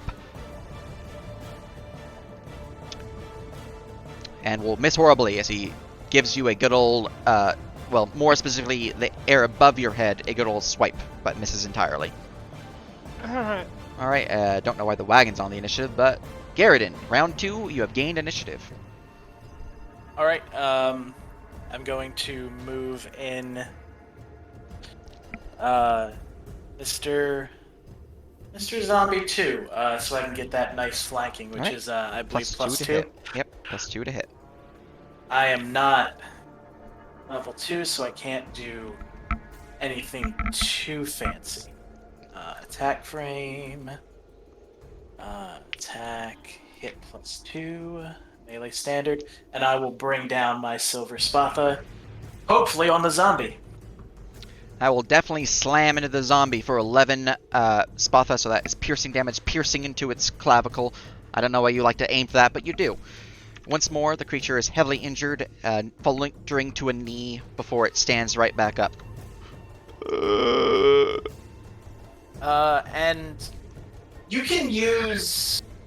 I forget, is the rule that you can use offhand weapons while holding a buckler? You just lose access to the buckler, or does the buckler just make that impossible? Let's see here. You're specifically wondering about bucklers. You cannot equip an offhand weapon in this hand, but you can use a two-handed weapon, albeit with a -1 penalty to your attack rolls. So Okay. offhand weapons are no, but two-handed are yes. That's fine. Then... yeah, I don't really have anything else, so, I'm good.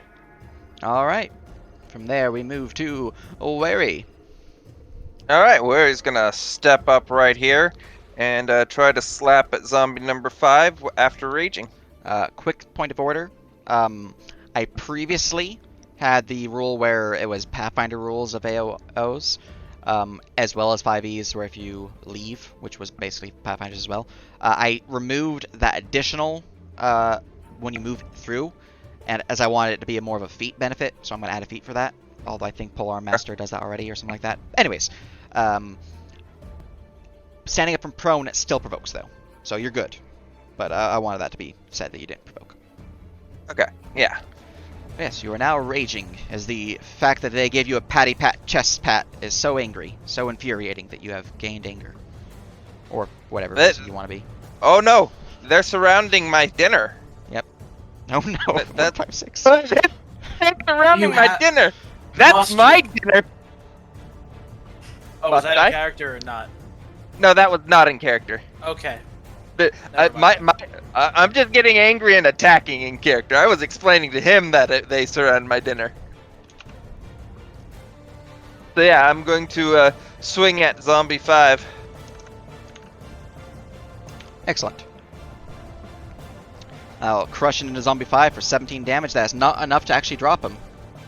As he takes a massive hit, cutting down deep into his neck and through most of his torso. He is barely hanging together as most of the flesh is kind of falling apart. But he is still standing, and still, well, now he is wobbly, but he's still standing. Who is the 2 + 2 + 6 going to? The 10. Zombie 1, please. Zombie 1. Alright, that one will cut into him. He gets a saving throw for Undead Fortitude. He succeeds because DC's 15. Yep. He falls down to the ground, his arm cut off before he stands back up. There's no way he was as strong while he was still alive. So, Alright, anything else? That is my turn. 156. I really want to go off with after the donkey, but I only have a 25-foot movement speed, so...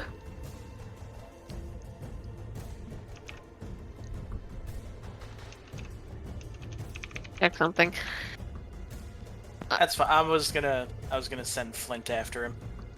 Alright, I'm going to attack the zombie one.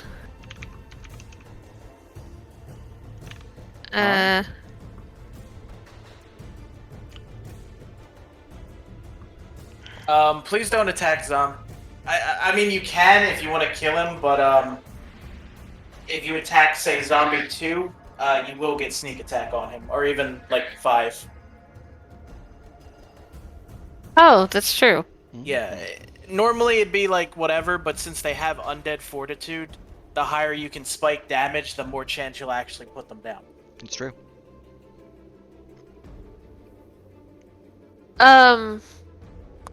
Okay, I will...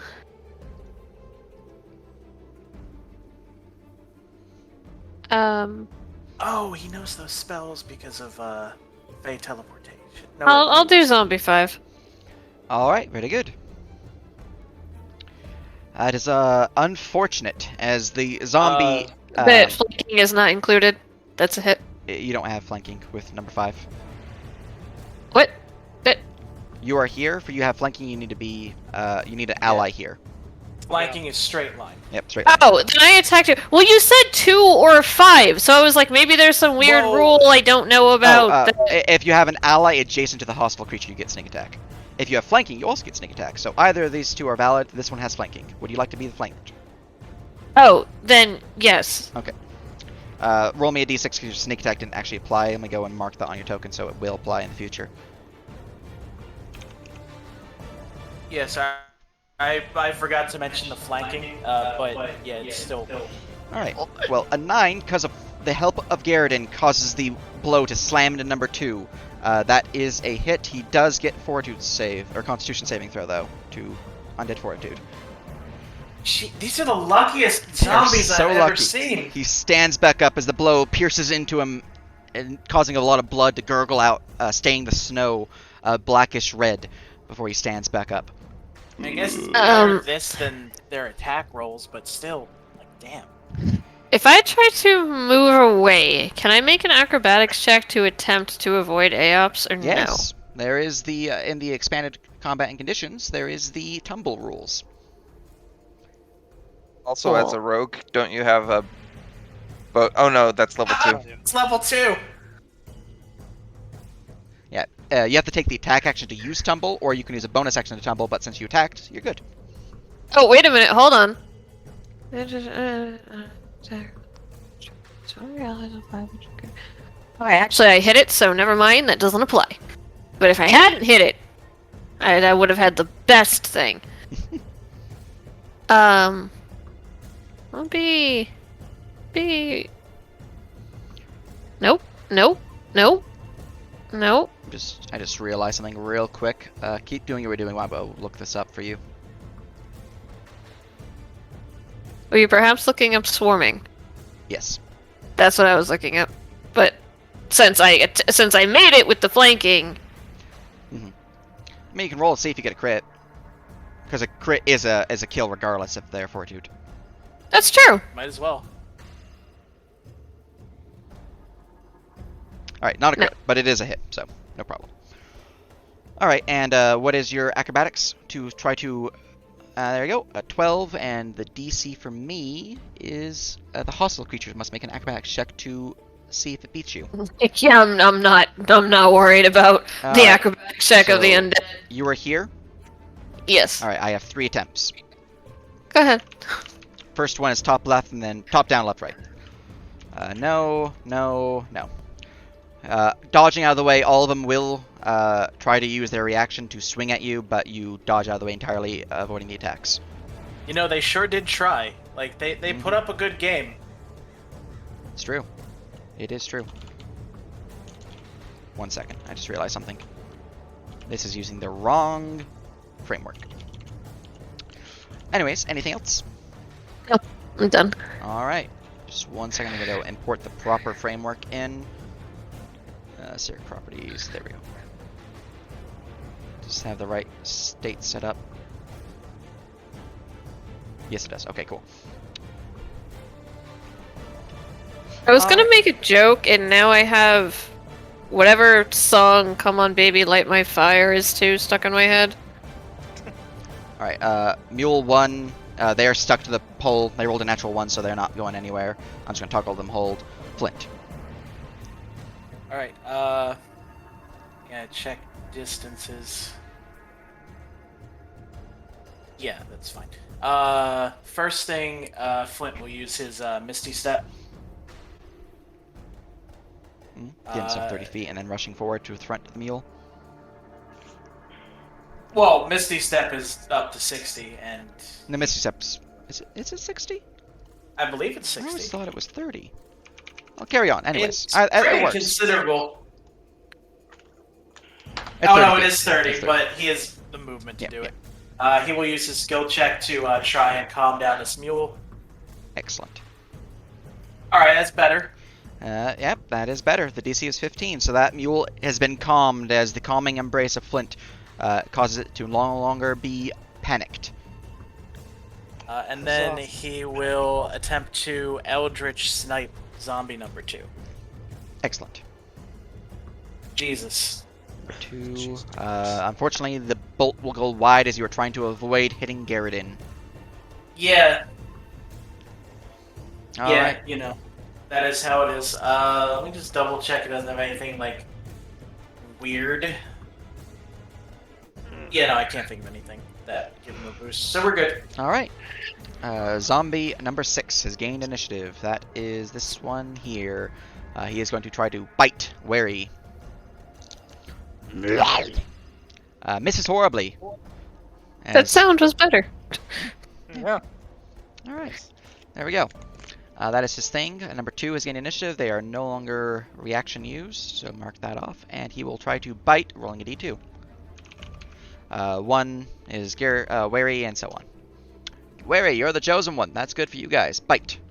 17 will hit you for 7 bludgeoning and 0 poison because you're resistant to poison, or immune to poison. Or is it specifically the condition? I believe it's damage, though. I think if you're immune to poison damage, you're probably also immune to being poisoned?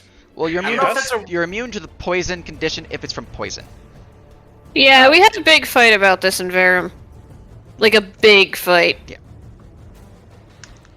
Because Something I do use the I poison mean- condition for things that are not poison as well. Yeah. So, Yeah. 5e is a dumb system. well, that's why I expanded the conditions. Here, reroll your initiative.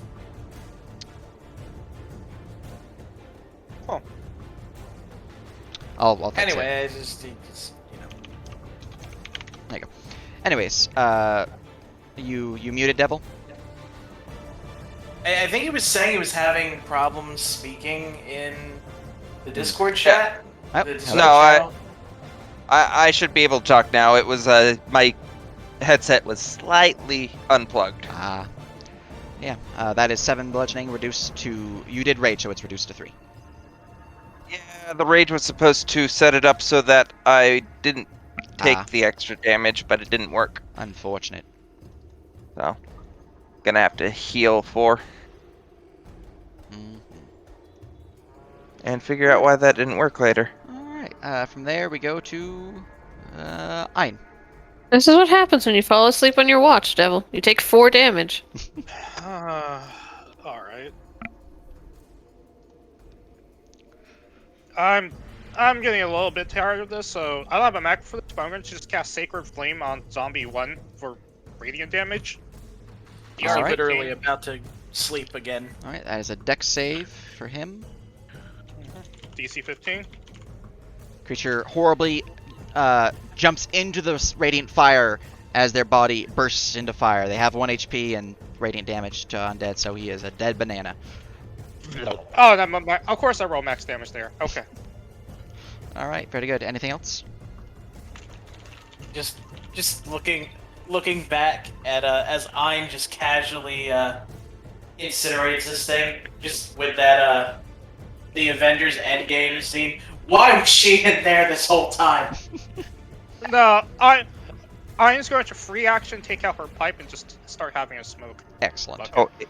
Oh, All right. it looks like it set my rage to give me vulnerability. Oh. Okay. That's You're gonna want to set your physical res and your input spell stuff to 0.5, and whenever you suffer physical damage, just set your damage type to physical, and it'll do it for you. Well, that's what I had it set to. It's on your token says you're at 1. Anyways, number 3, I believe, is the one who's just getting initiative. Yes, number 3. That's the one here, and he can only target you, Mr. Wary, so he will bite you. And that will miss by 1 as you barely bludgeon him away with your mighty abs. As I assume you're using unarmored AC. Yes. Yep, so yeah, Indeed. It's mighty actually abs. the nipple defense if you look at Aha! my picture. Yes, the almighty nipple defense. I'd like Indeed. to point out I found that picture. Excellent. Alright, Mule has been calmed, so will remain next to the calming presence of Flint, but it will move behind you because it doesn't want to be close.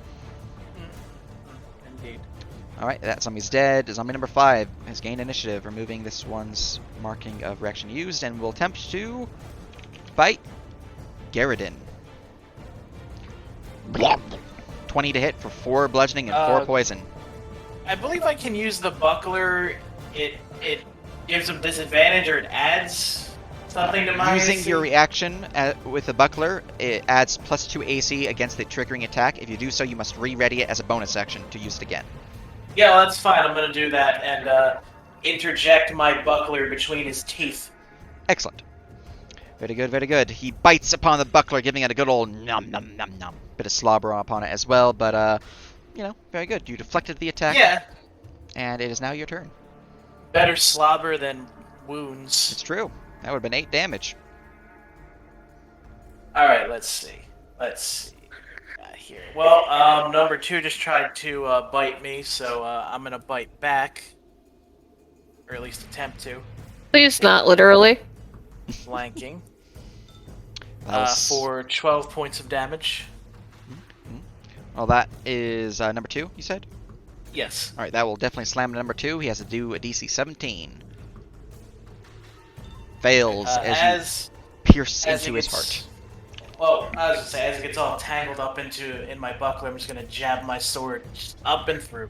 Excellent. Right, and through his brain, he is a plop down dead banana.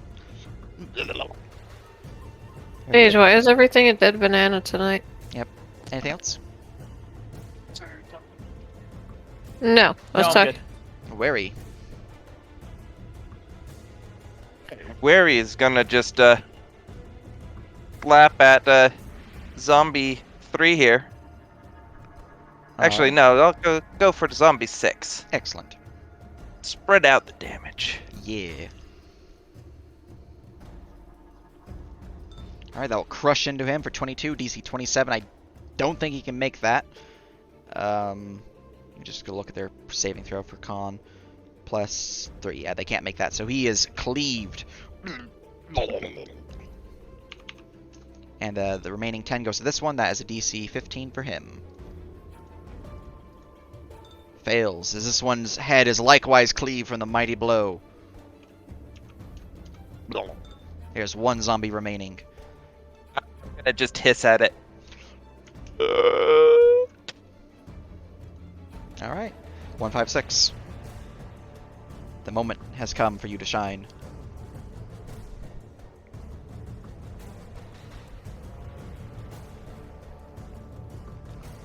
Running to the creature's back, you have gained flanking, as well as pack tactics, triggering.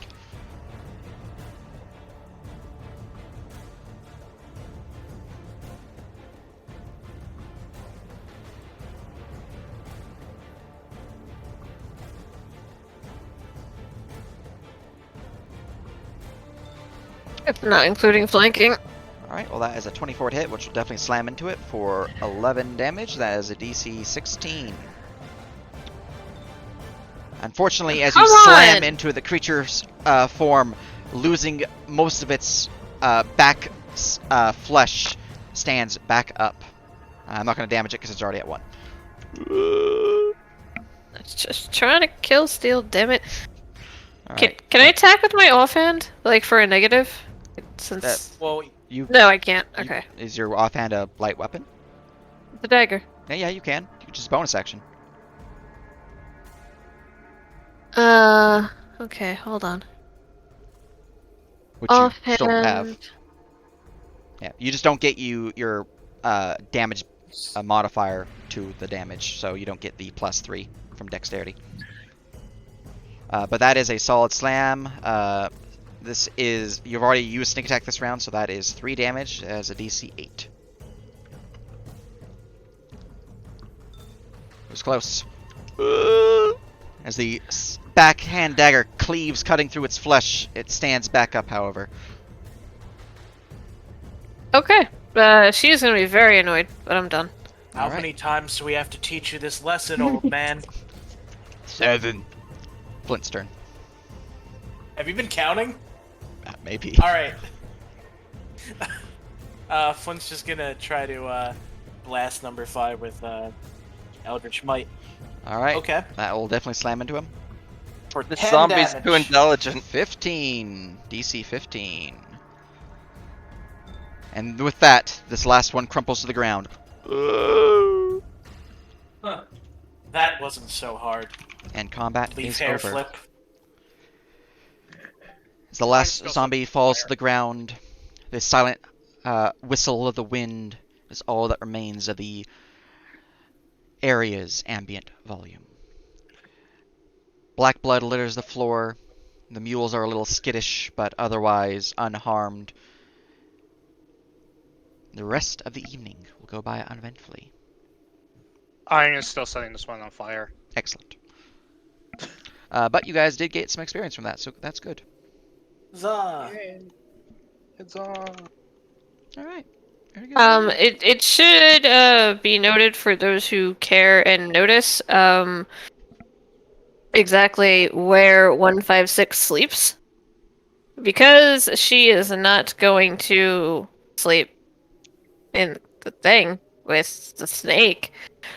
She will crawl under the wagon and curl up and sleep there. Excellent. All right. Do you have any winter clothing? Nope. But you do have 2 blankets. Nope. Roll me a Constitution Should saving have throw. one blanket. I'm just gonna point out, as soon as she falls asleep, Wary's gonna go curl up around her. Excellent. She is literally the warmest thing there is here. Why don't just get in the wagon? Because you're the warmest creature. No, the 3 people in the wagon are the warmest creatures. I think it's also so you don't freeze to death in the night. I have cold weather gear. If you need a coat, something. Anyways, do you accept Garrett's offer? Sure. Okay. With the after they fall asleep, what's your stealth, Wary? Probably a 2. Let me check.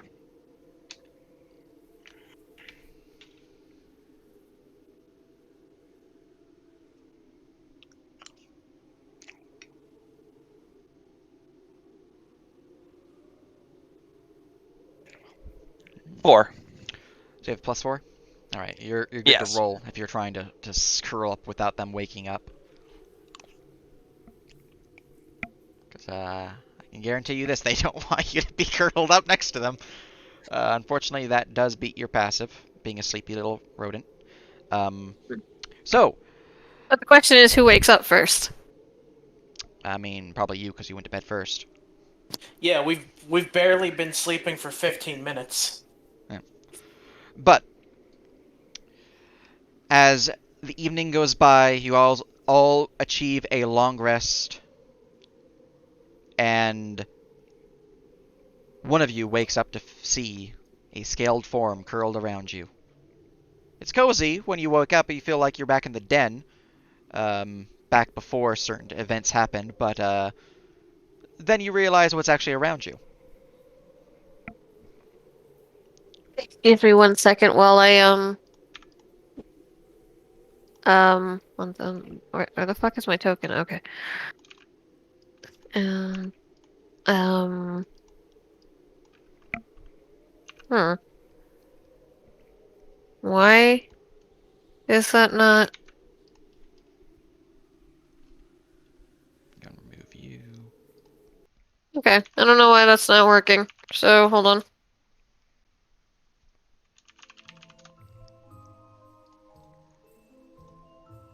She will bolt upright, smashing into the cart, causing a loud thump and hitting her head probably pretty hard.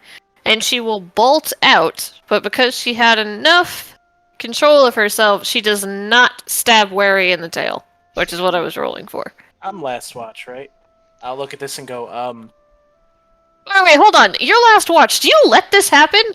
I can't. I don't know you're sleeping under the wagon. Didn't you give me clothes because I was going to sleep under the wagon? Okay, I don't know. He's sleeping under the wagon.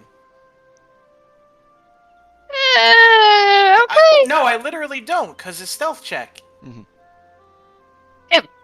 But then wouldn't you get... Okay. If I wouldn't specifically be looking for him, I would just be on my passive. Right, fair enough.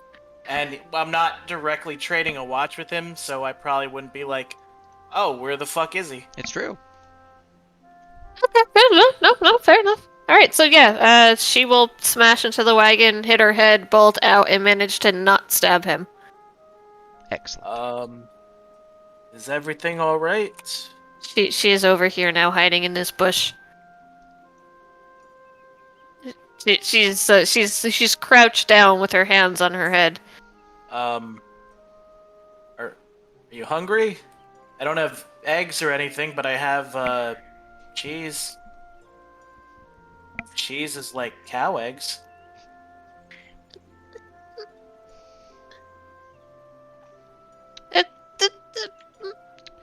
She just points at the carriage. That's all she does, and rubs her head.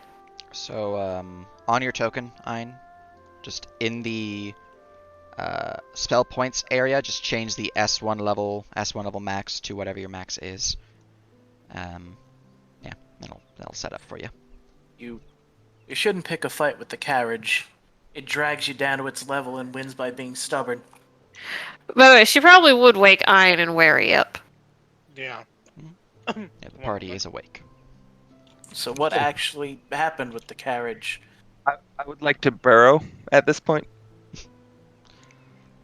They tried to eat me! Can you burrow through stone? No, I can't. Okay, so you'll have to crawl up to the front of the wagon to do that because you're actually kind of on the cliff face stone area. Okay, yeah. But Well, you can do your hide. I'm gonna try to find you. So, you know. yep, stealth versus perception.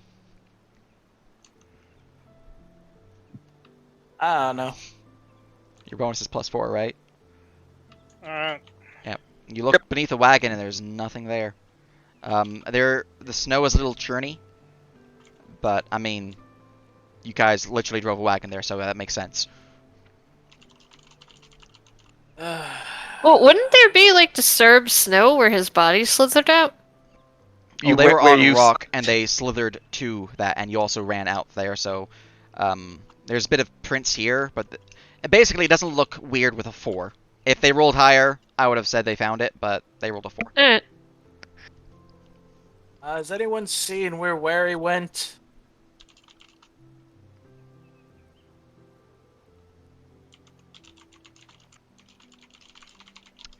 Flint's passive is a 14. Is a 7, or no 9, because 14 minus 5 is 9. So, they bear beneath the wagon. Alright, I'll lean down. Wary. I'll poke my head out of the earth. The snow kind of twirling You- underneath your hair. Do you have any idea why 156 woke up so distressed? No. You Seemed didn't. to sleep really well, though. Please. Please, I'm practically begging. Just give them some space. Please. If she had stayed out there, she would have frozen. Is this Also, much she is better? warm. Yes? I do not like frozen rat. We can keep the mouse inside the Must. wagon from now on. Must you? Wouldn't it just be just as warm if you made yourself a little burrow under the ground? Something? In the ground, it's frozen. Yeah, but not like underneath, like in the soil, it would be warm, right? Depending on how far Is down that you get, accurate? the surface level will Okay. be quite frozen, but deep enough it will be of a temperate climb. Okay, look, the point is we don't need to be alerting people to our presence with shrieks of terror and bashings of head on our wagon. Then perhaps it is better she get used to me. Okay, yes, but not right now. Okay? Well, right now we should probably get some breakfast. What are people in the mood for? I swear to the gods I will turn this wagon around and end the goddamn world.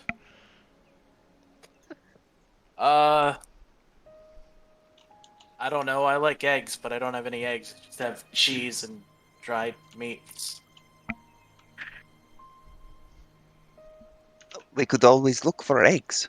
There might be some. Well, if you want to do that, I'll start. I'll start breaking down the camp. You know, at least the parts we don't need. Okay. So yes, I suppose I'd go looking for eggs. 156 will slink over, and I will hand Garrett 2 eggs. Or did you find these in the bush? No, they're my eggs, but you can have them for breakfast. You do recall that Ryan did gift her some eggs. You don't know if she ate them all at the time, but you do recall that.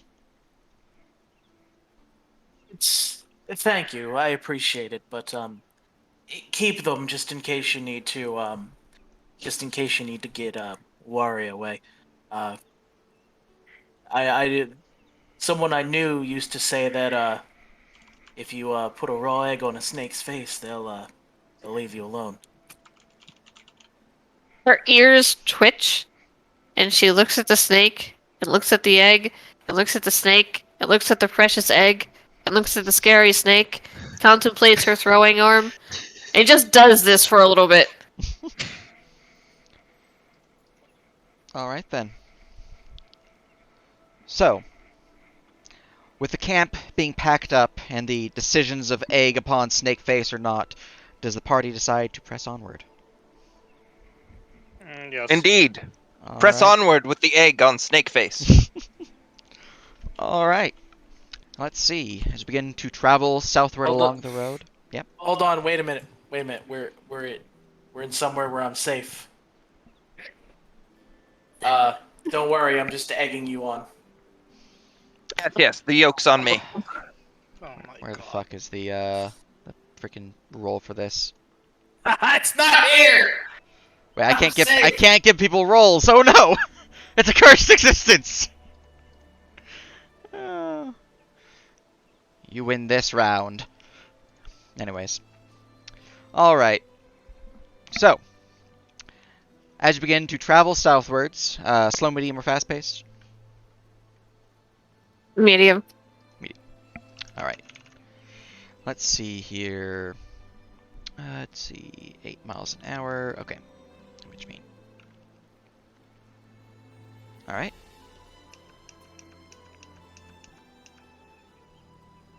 Ooh. Fancy. Alright. Spending 4 hours upon the road, you begin to pull up to the outskirts of the village of Marden. However, signs up ahead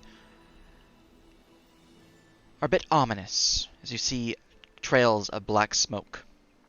As you begin to draw ever closer to the outskirts of the farmlands and the wooded hills that border the farmlands, You can see that there are crumbling walls and tents lining some of the abandoned structures of this once prosperous town. I'm gonna put you guys on the new map. Let's see here. You guys are on this one. Copy. Going southwards. Who's driving the wagon?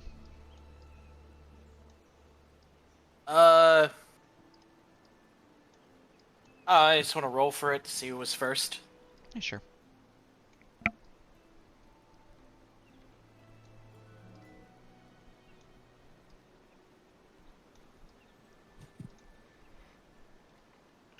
I don't. I feel like they're Although, nominating you with their silence.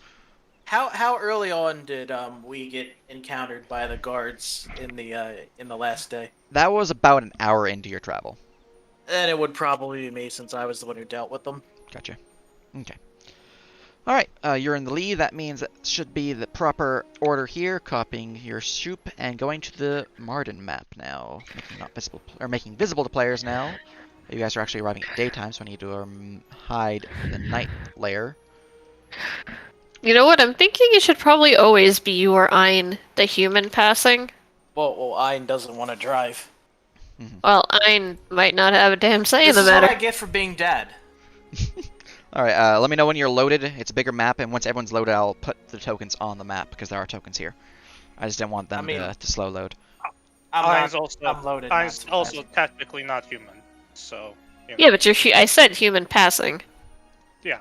You're much more human passing than me or the snake, or the fire plant. What I choose to be anyway. Thank you, ambiance.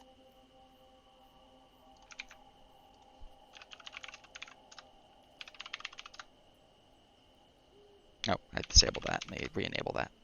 There we go. Alright, that's 1R.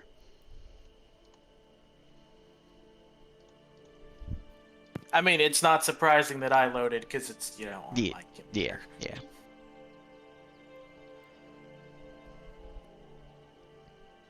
See, let me go back to this map, or back to my notes, see what grouping I'm looking at.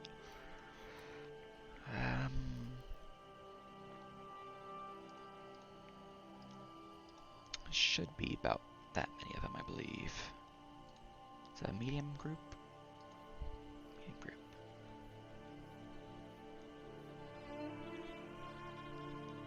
Alright.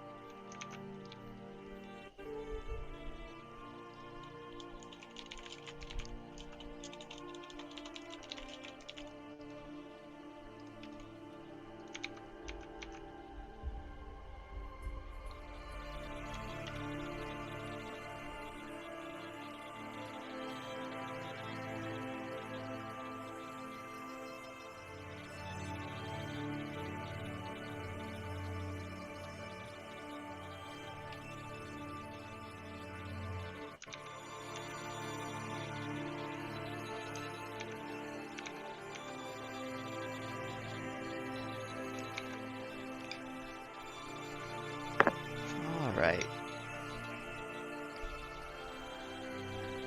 Oh, need to add one more to my grouping of people I need to copy over. Whoop! There we go. Alright. There we go. Now that's all set up. 1 out of 4. The loading's taking a while. It's a bigger map, so no worries. 2 out of 4. I'm gonna get up and use the restrooms. Yeah.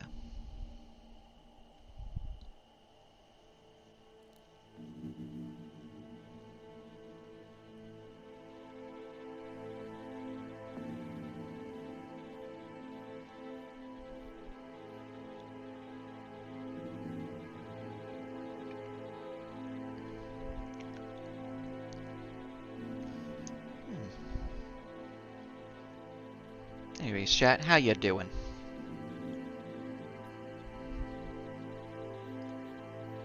Wearing a human form, so I should be in human form.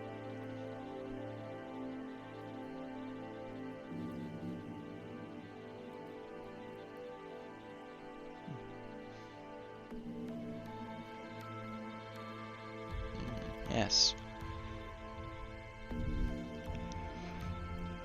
Let's see.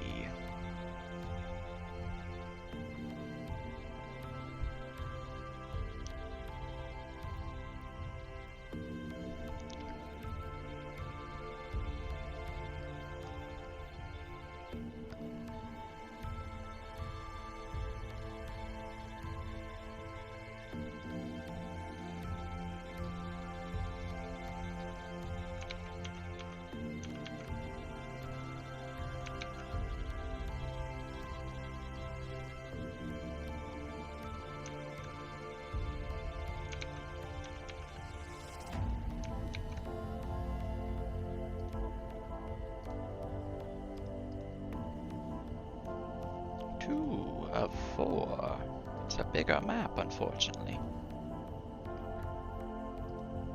And I guess because I'm local connection to Sean, but I had no problem loading this. Yeah. Yeah. Oh, that's 3 of 4. I think that's everyone. Aha, there is the last one. Huzzah! And you have returned indeed. Alright.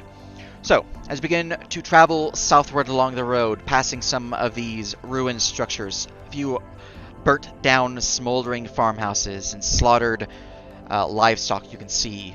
Most of the flesh has been torn, likely scavenged by nearby creatures.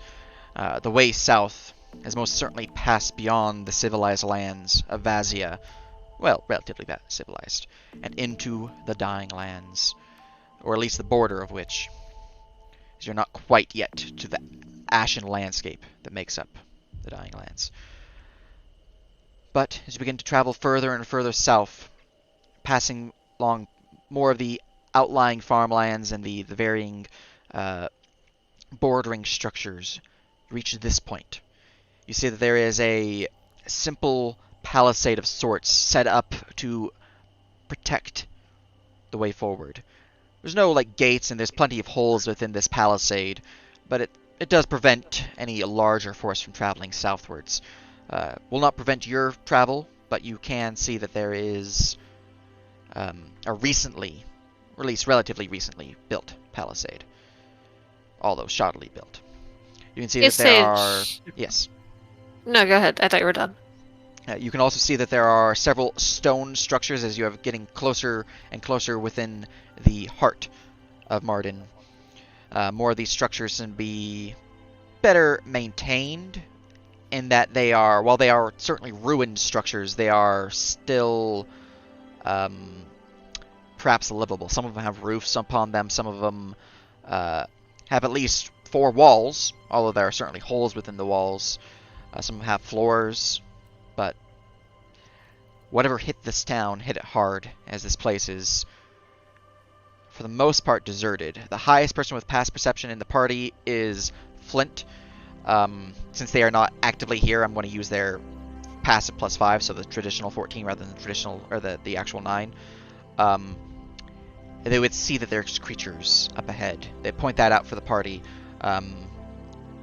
They recognize them from the dream. More of the cursed ones, the fallen. They seem to be scavenging the ruins up ahead.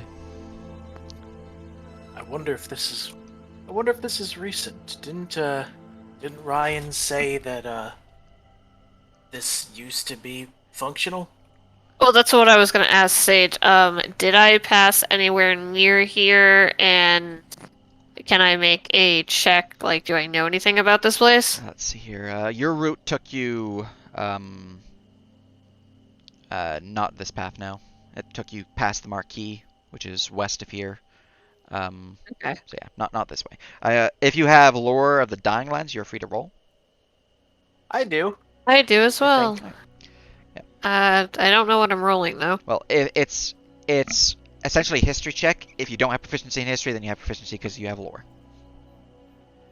What if I have history and the lore? Then the DC is lowered. All right. I am rolling. I have history, proficiency, and lore. 11. Could be I better. have lore on the monsters of the Dying Lands. Does that count? It could work with the Fallen, so you're free to roll that on the Fallen. But it would not help with anything regarding what happened to this town. And you are rolling about this town, correct, Sean and Remy? Yeah. Correct. Unfortunately, you don't really know much about the town, Remy. It's or 156. It's. I mean, you didn't really encounter it. You're fairly new to the region, so you might have knowledge of the Dying Lands, but your knowledge doesn't really fall under this particular township. Probably because it's kind of bordering, so it's more like Vazian than it is Dying Lands. Garrison having both, lowest lores, I believe, and 11. You would know what Ryan told you. It was somewhat prosperous, fairly recently, too. Whatever this was must have happened within the past week or so. In fact, you can still see some of the buildings that on your way down were smoldering. Perhaps showing that perhaps sooner than a week, maybe a couple days ago. For them to be this far north from the borders of the Dying Lands, kind of essentially pushing into Vazia, that's a bit concerning. And for a township that was a decent trade center for any adventuring parties going south, one that's a bit of a free state, because it wasn't fully under Vazian control. Perhaps you might think, due to the nature of the laws of Vazia and the like, perhaps this was more than just a Dying Lands fallen attack. Perhaps it was a Vazian attack upon the city, or the outlying settlements. Simply because the Cursed Ones aren't really known to do certain functions, certain things that you've seen in the fields here. But, you know. Pretty sure. Was there something more specific you're wanting, or is that pretty much cover what you're looking for? No, that's That was it. that works for me. Very good. But Pretty sure. go ahead. I'm pretty sure Wari thinks that these are not fallen ones, but instead ducks, and we should hunt them for dinner. Oh no. Also, I'll start passing that around.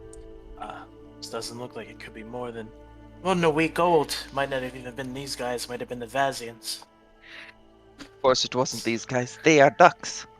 Also, make sure to What? add guidance before, but I did take that in mind. Fine. Yeah, sorry. Somebody came in, so I couldn't actually see it. What do you mean ducks? Do you not see? They are ducks. A very odd type of duck. I What? don't even see the tokens. What? Only Flint can see them right now, but they are essentially in the ruins down here. Do we think the Vazians were working with them? She'll point to the what are they called? Are you talking about the duck conspiracy? I'm sorry. What did you say? If you could say that again, I didn't catch I that. said, do we think the Vazians are working with them? And then she pointed to the Forgotten Ones. It's. I wouldn't say it's likely. I'm wondering maybe this has something to do with the execution. Maybe sacking this place was part of their cover story. I suppose we could try to ask the looters, but I don't think they're going to be too inclined to be very friendly.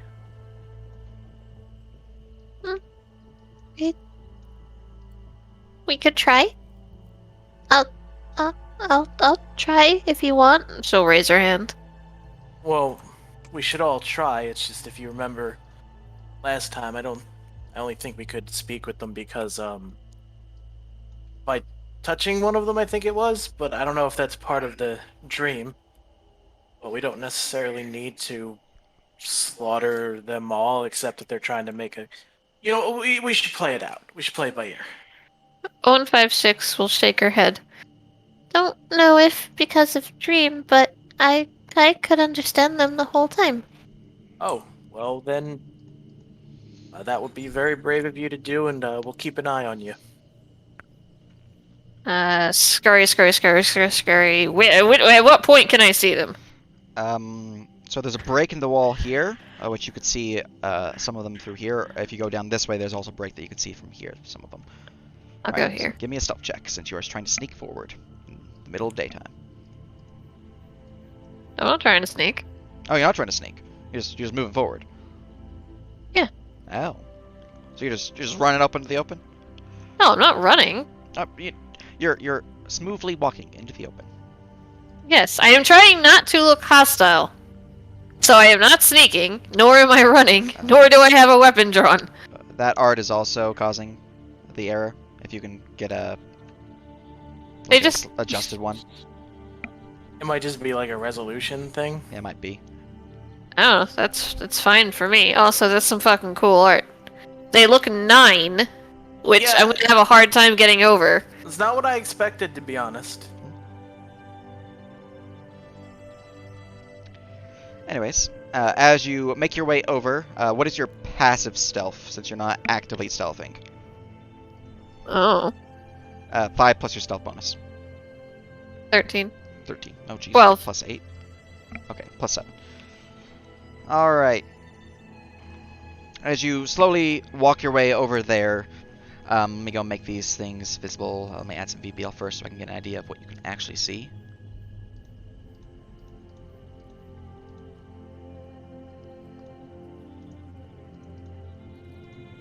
That should do it, I believe, for purposes of what I need.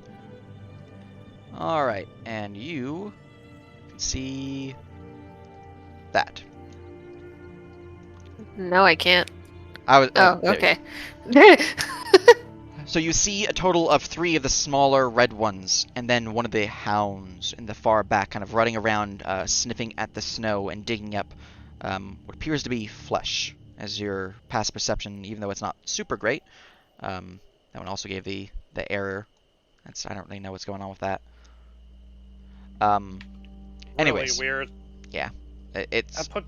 the error whenever it pops up. It causes the image to like super laggy, and I can't. Whenever I'm moving around, it doesn't actually move for me. It just kind of stays where Yeah, it's let go. Let me get rid of the portrait handout. Does that work? Please, No. please use anything but that picture. The eyes are terrifying. Anyways, I don't want to. No. while you figure out your art, you see 3 of the fallen ones, seemingly scavenging around, picking up some loose pieces of wood and some stone from like the fallen walls, and putting them in sacks upon their backs. They don't seem to notice you at this point in time, but they are there, kind of just scavenging. This one here is actively picking at the wall here, swinging its axe, at least the blunt end of it, the back end, which seems to have a bit of a hammer attached to it, upon the wall, trying to crack some of the stone. So 156 will step up to this point because that should allow There we go. Now it works. us to easily see each other, right?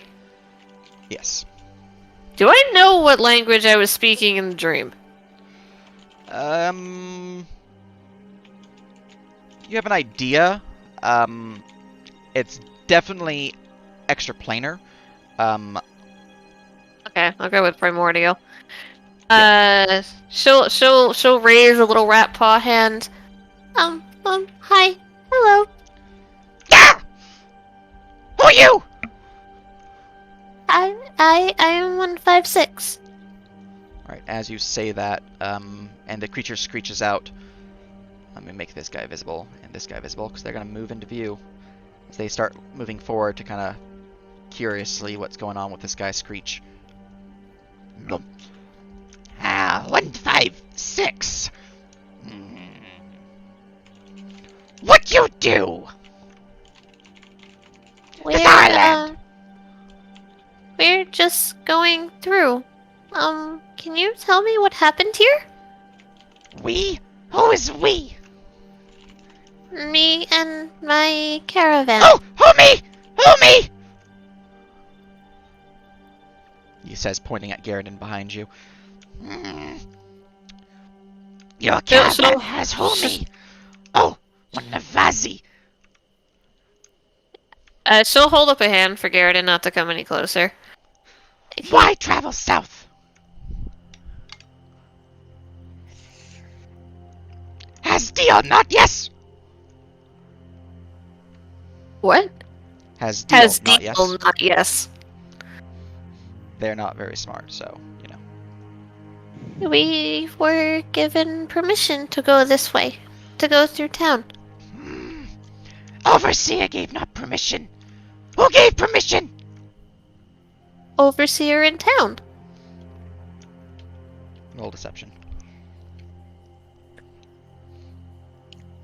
To be fair, I don't know that I know it's a lie. Because they'd obviously had some sort of rank, but sure. Well, he thinks you're talking about his overseer, and you think you're talking about the mayor, essentially, the Reich, or, you know, technically the badge that allowed you to travel south, which from the guards, but, No! No, if you come in south, then you would have to be going north to talk to Overseer. Who really gave? No, my overseer in town. Oh, You Humi. said you had. What? Oh, Humi. also, yes, I do that one. apologize. He is rude, so he is just purposely interrupting you. That's fine.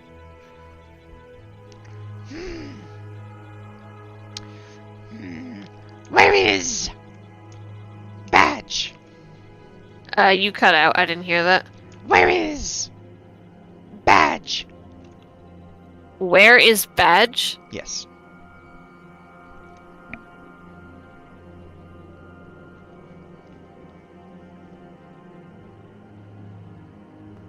I'm I- pretty sure we were meant to give the silver disc on the way back, so I don't think that's what they mean, but yeah. Mm.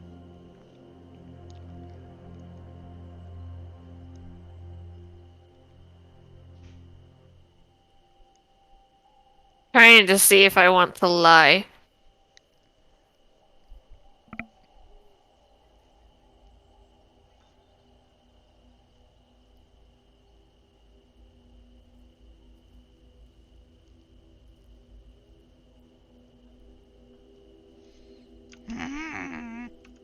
You'll squint at him and look at him suspiciously And go, but badge? There is no badge. like she's calling his bluff. Because I'm trying to confuse him. Roll me deception. Could I have advantage? For confusion. There wasn't enough Bugs Bunnying to go around for it to be advantage, but you do get a deception check. Hmm. Alright. Is there no badge? I don't know. Maybe. I don't remember there being a badge, to be honest. Ah.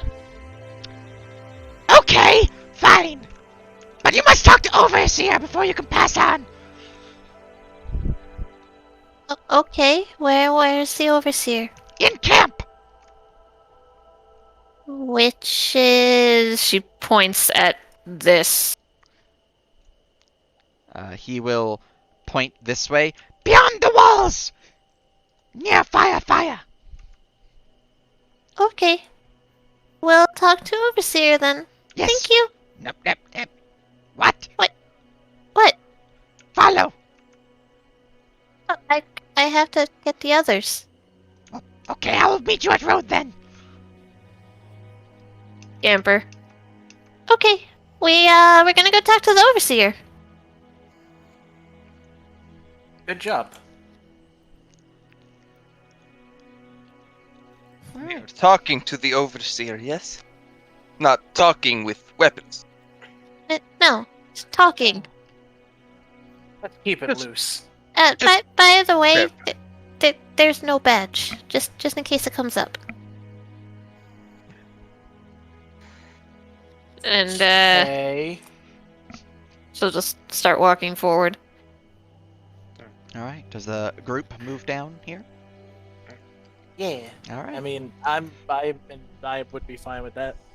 All right. Meeting up with the Fallen, he will begin to lead you through the ruined outskirts of the cities proper. You can see up ahead there is a large, broken statue of a robed man. You're not quite sure who they were, as any plaque upon the base of the statue has long since been defaced. And by long since, I mean not too long, but they did, well, a decent job at breaking it, so, you know. There's no head to be seen either. But they will lead you around this way, and will tell you, Come on! Must go inside now! he'll begin making his way across the snow. And we'll follow. Flint, stay and just keep an eye on the mules, right? Alright. Oh, yes, of course. I love watching mules. Ass. Excellent. Let's see, do I have the walls of this building? I don't remember.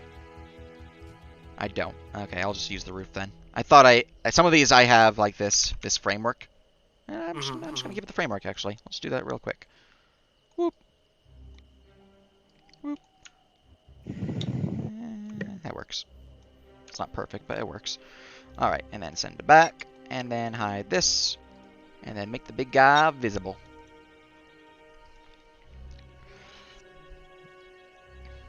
Ooh, spooky. Garrett, they don't really like humans, so, maybe just let me try to handle it, okay? As you are hanging back a bit, Sounds you good. hear some words in Overseer. Unfortunately, you don't quite get the first bit as you were talking amongst your party, but you would get the general meaning of essentially who dis, what do they want, and fine, bring them forward. She will scurry up and beckon the rest as they are summoned. And then this one will begin to bow and scurry off as a brick is thrown towards him. It will scurry back to here.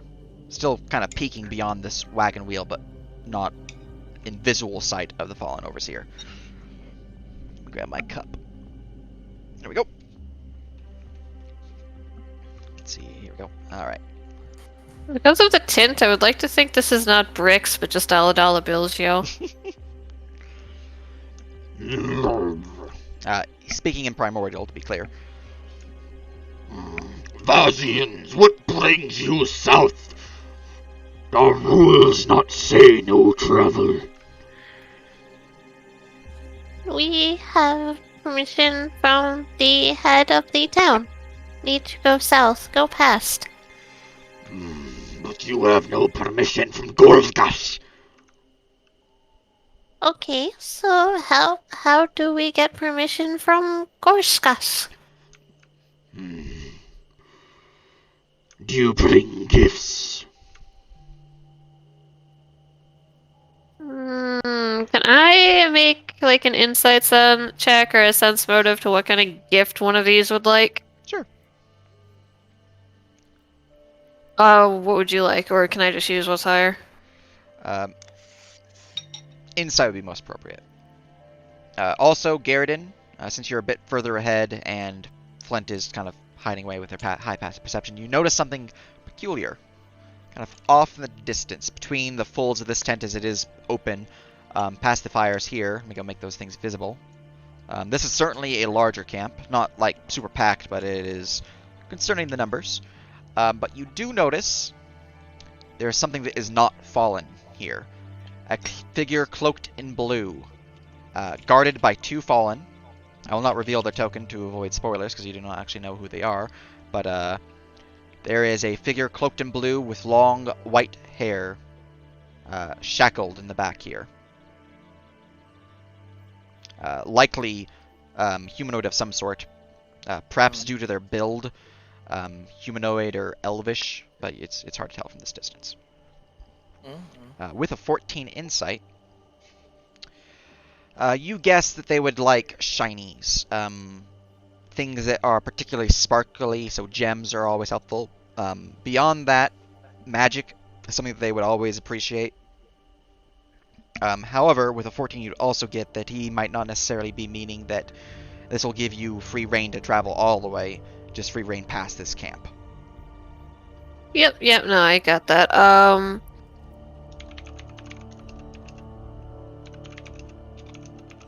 Is it possible to try to make a check to get a more clear view on the person being guarded, or is If that you want to too roll an much? active perception, you can try to get a better view. Yeah. That was just Alrighty. based off your passive, so.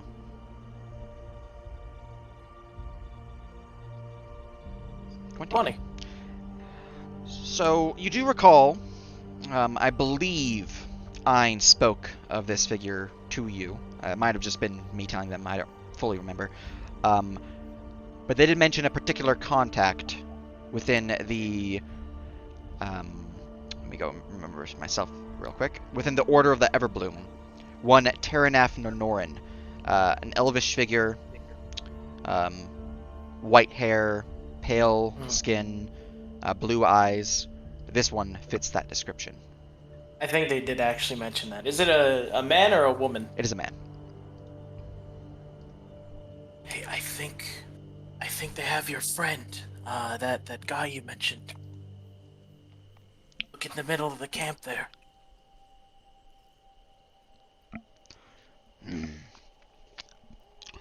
Well, Oh, my thing's not on him anymore. There we go. well, So you said shiny, right? Yeah, shiny, so gems, gold, platinum. Copper's not shiny enough, so that one works. Silver would work. Though they do have a basic understanding of value, so if you give them like 1 silver, it's going to be seen as a poor offering, essentially. They would also approve of magical items, and judging by what Garrison just said, probably flesh. They wouldn't mind a bit of a trade with a mule, or perhaps a, I know you're not going to agree to this, but a person. You're making assumptions. Your party's mean, mostly good. And you have some ex-slaves in your party, I believe. Yeah, but you know. Okay, the only reason, honestly, I wouldn't do that is to not make a player roll a new PC. Is the main reason. Yeah, you don't really have any players with, or any random hirelings with you, so that's fair. Yeah, and that was referring to your acquaintance, yes. Hold on 1 second.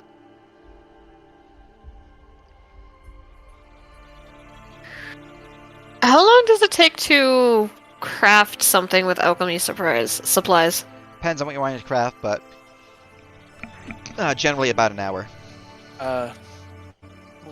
Flint, if I may, can he hear the whole shiny thing?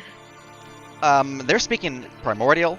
I imagine there's a bit of translation going on, so he gets the gist of it, essentially. Might actually. Okay, he's not elemental. He doesn't speak that. He'll walk up and use prestidigitation to create a very shiny, very glistening, very about as big as it can manage. But obviously, it would not be fake. It would not be real gem. Yep.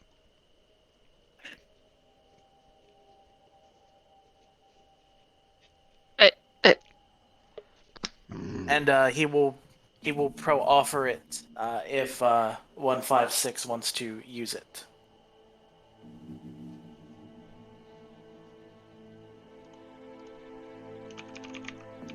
Okay, hold on, I actually have an idea. I will pull my alchemist supplies carefully out of my bag.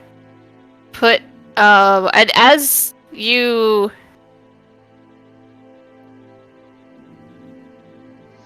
okay, sorry. As I pull it out, you can hear a soft clacking, like a lot of clacking. Like, not anything breaking, just a lot of shifting and clacking. And it's an illusion, right? So you can't touch it? No, it's real. It's just conjured by magic, and it's not actually valuable. It's only lasts for an hour. For duration Okay. of prestidigitation is 1 hour. would giving him this count as a deception check? Yes. Okay.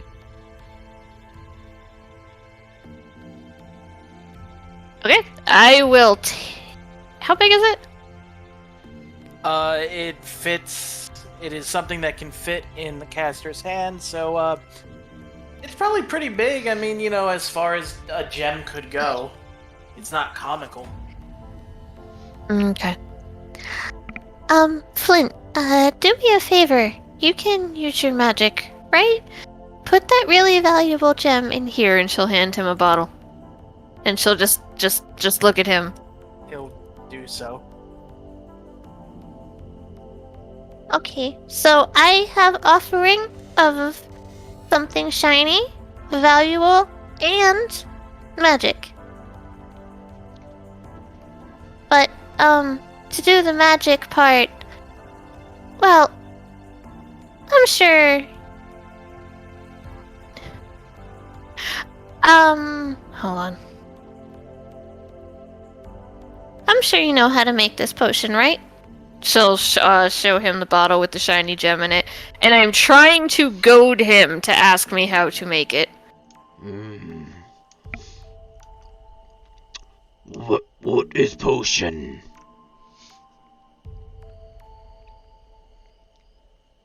It increases the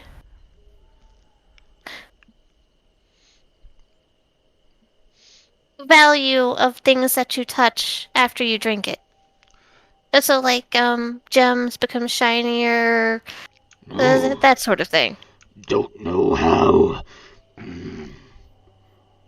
Well, I'd be willing to tell you as a second part of the offering, but would you consider it a trade? Knowledge of potion. And potion. And Why am I not doing spacebar? There we go. and shiny gem. That is enough tribute to pass. I also want to know about that one. She points to the one in blue. He'll look over his shoulder. That will be more.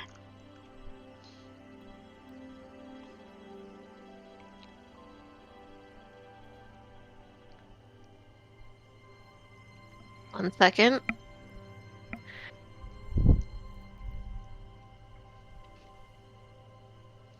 Okay.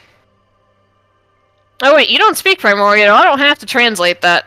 Yeah, exactly. That's basically. I'm basically relaying that to you. Well, tell me what they are to you first, and I know how much the information is worth. Are they a slave, a prisoner, a friend? They are sacrifice. And how a sacrifice to who? 1 second. To Gorkash. Can I make a roll? What's your lowers?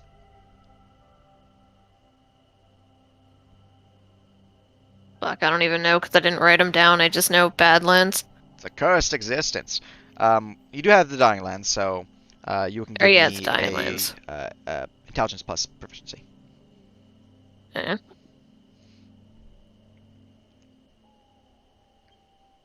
I assume you're not proficient in history. Or gossip. I am not. History or what? Did I tell you guys about that? I don't think I did. No, you didn't mention. I added 2 new skills. Gossip and linguistics. I thought I told you guys this. You all gain additional skill proficiency. It can be anything. Oh. Well, then I would definitely take it in linguistics, because, yes. Yeah. And being proficient in linguistics gives you 1 language of your choice, as long as it's not dead or secret. And then expertise gives you additional 2 on top of that. Total of 3 from the thing. Okay, well, I'm not going to choose that right now because I need to look at your list, but I will take that. Excellent. Alright. But it is, you have a 9 total? Yes. Alright. Unfortunately, you have no idea who or what Gorlkosh is. Actually, you did just hear this. It's Chief, Big Chief. It's his Big Chief. You. One.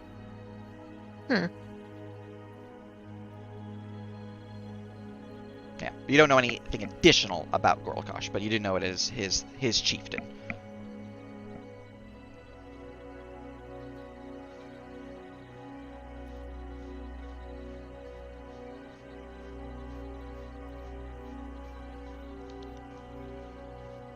Hey. Give me 1 second. I'm thinking. I will give you the ingredients needed to make this potion fully. I would wonder what's more valuable to your chieftain. One human, She'll say that with slight disdain.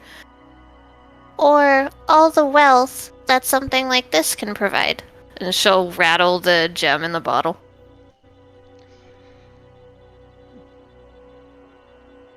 Alright. I need you to roll me persuasion.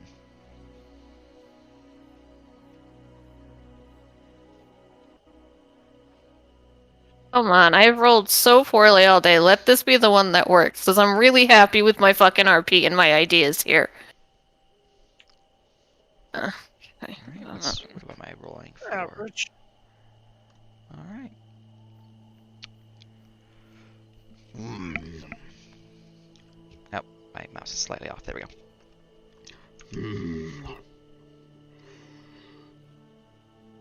Ingredients to make 4 potions.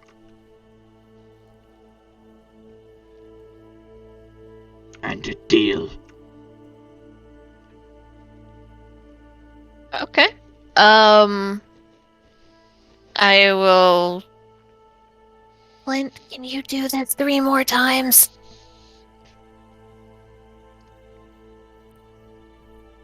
I can do it 2 more times. Isn't prestidigitation a cantrip? It is, but only allows you Yes, to but you maintain can up to only 3. have 3.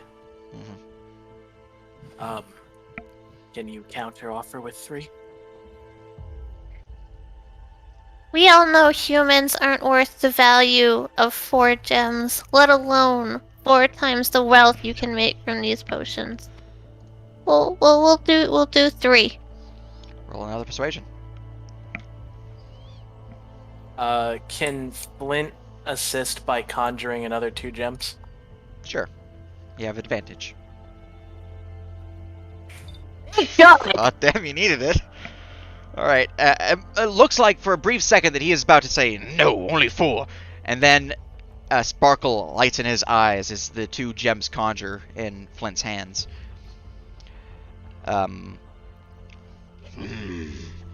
Fine, fine. 3 shinies, and you get person. Okay, I will go over. I will grab my entire alchemist kit and just grab random shit out of it as quote unquote ingredients. Mhm. And I will give the bottles to Flint so he can put the gems inside. Yep. Will do. And I will come over and I will set the bottles down right here because as brave as 156 is being, no! Alright. Hopefully that comes off as respectful and terrified. Yes. Now how make?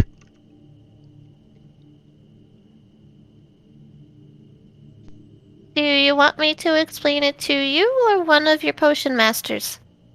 Oh, that would be a smart thing to do, yes. Mip, get shaman. Yes, okay. Alright. Oh no, oh no. He sees the dogs and backs up, goes around this way. Eventually, they will come around. You wish to learn or teach potions to me, yes? Yes.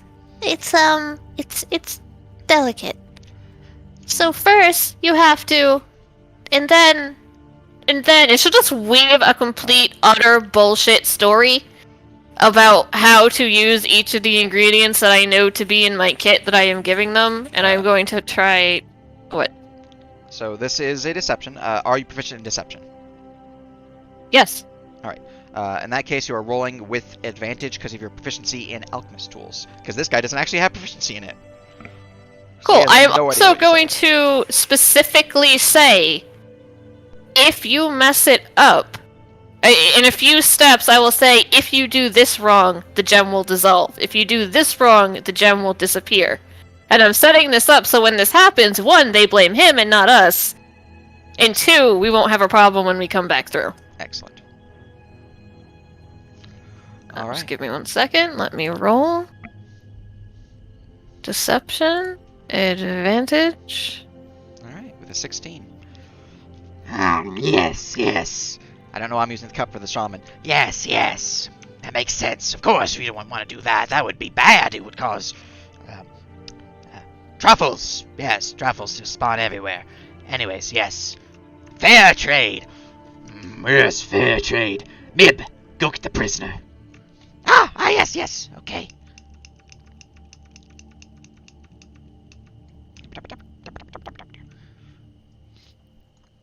God, he ruined everything. He caused a Java exception. Alright, and he will turn with a bound, gagged Terranath, whose eyes would flash as he sees Ein within the party. But he's gagged, so he can't really say anything, and he's also being quiet, because, you know, shit. And they would push him forward and would toss a key for his bindings. I will take the key, but also, is there like, is he manacled, or is like there a trail to the manacle, He or? is manacled. He is not fettered though, so just the hands. Yeah, but I mean, like, does the hands have like a lead coming off it? Is what I mean. There is a chain that you can tug on for leading him around. Okay, she will pick up the chain and hand it to Ein. She does not. She wants to make it seem like they're keeping him a prisoner, like someone of value. Mhm. But she obviously knows Ein is close to this person. She's gonna pick up the chain and hand it to them. Very good, very good. Right. thank you, Overseer. We shall be on our way before night falls and trouble your camp with our humans no longer. Wait. She'll start shooing them off, but then she'll wait. He'll move forward, and he'll pull a banner from the ground, rip off a piece of cloth that seems to have some form of the symbology of their clan, mostly just like horns kind of curl around in a spiraling pattern, and he'll hand that cloth to you. Passage through. She will nod in thanks and take it. Alright. And she will shoo them quickly. Alright. Yeah, you don't gotta tell me twice. Excellent. Do you guys return to once- the carriage? Once we get here, I will climb up and secure the banner on the front of the carriage. Yeah, I will sort of drag them back into the wagon before undoing the restraints.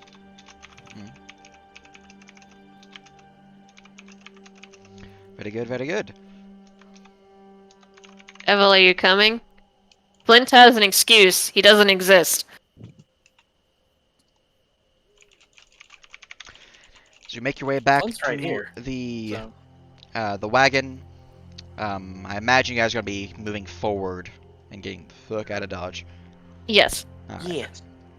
Making your way Let's not- forward past the larger outskirts of the town. Do you wish to move this way or through the town? You do have that badge that will supposedly allow you passage. I'm assuming through the town is quicker. Through the town is definitely quicker. This you'll Then have to we'll- go around, and it'll take some time. Then we'll go through the town because I am confident with the badge. All right. Sure, that works. And then And once you're out I'll go of back. view, I imagine you will then ungag Terranath. Yeah.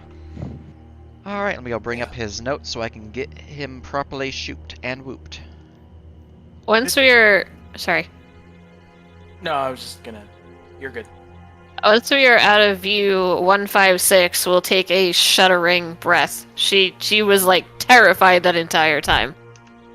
You did really well. Congratulations and I thanks. will give 156 a pat on the head. I will also give 156 a pat on the head. I will slap Vary's hand away. Stop that. I will resist that damage. I will sigh deeply. I will scurry. I will pet 156 more. Okay. Good job. That was very brave of you. Thank you. I could talk to them, so I thought I should help. I'm just glad I didn't have to to do the man-eater act. Is your friend okay? And as the gag is removed. Well, first off, well enough to travel, and thanks for the save there. I imagine it wasn't going to last too much longer. They were looking at me a little voraciously. Anyways, what the hell happened? Why are you down this far south, Ein? It's a long story. Prophetic visions, whatnot. More importantly, why are you here, and how did you get caught? Well, unfortunately, I was trying to help some of the resistance, and well, the guards caught up to us. I had us surrounded, and unfortunately, we had to surrender. They decided to use me to bargain with the fallen. So, Is who Danae raised the okay? town, then? Sorry, say that again. Is Danae okay? Danae? Is that the lady that got That is, yes. executed? Oh.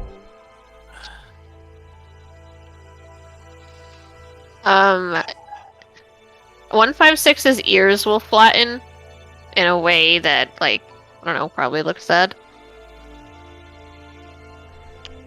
Well, that Nice. explains the false pretense they executed her for. I see. So wait, then did the guards raise the town or did the fallen? Well, from what I gathered, as fortunately I do speak their language, they seem to have spoken about some form of attack upon this village here, pushing past the citizenry here and taking them up to Cadiz, all while the Vazian soldiers pushed them deeper into this territory, sort of conjoined effort. I knew they were working not rightly against the fallen, but not with them. Just more reasons to get rid of the Baron, I suppose. But they didn't speak of something else, some form of deal they have with the Baron. Something about conjoined efforts. It's a little difficult to really understand what they're saying, how stupid these creatures are, but perhaps they have a bargain with them against their enemies, the Rayla, the neighboring country.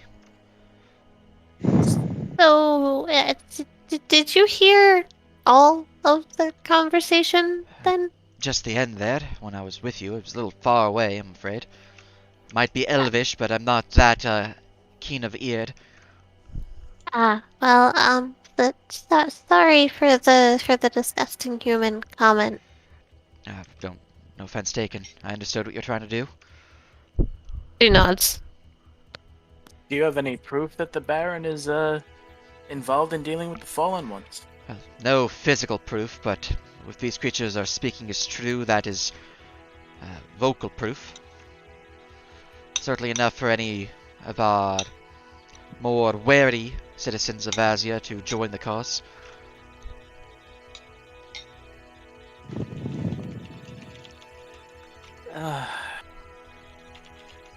Well, at least I didn't give up my whole life for nothing. That's a plus.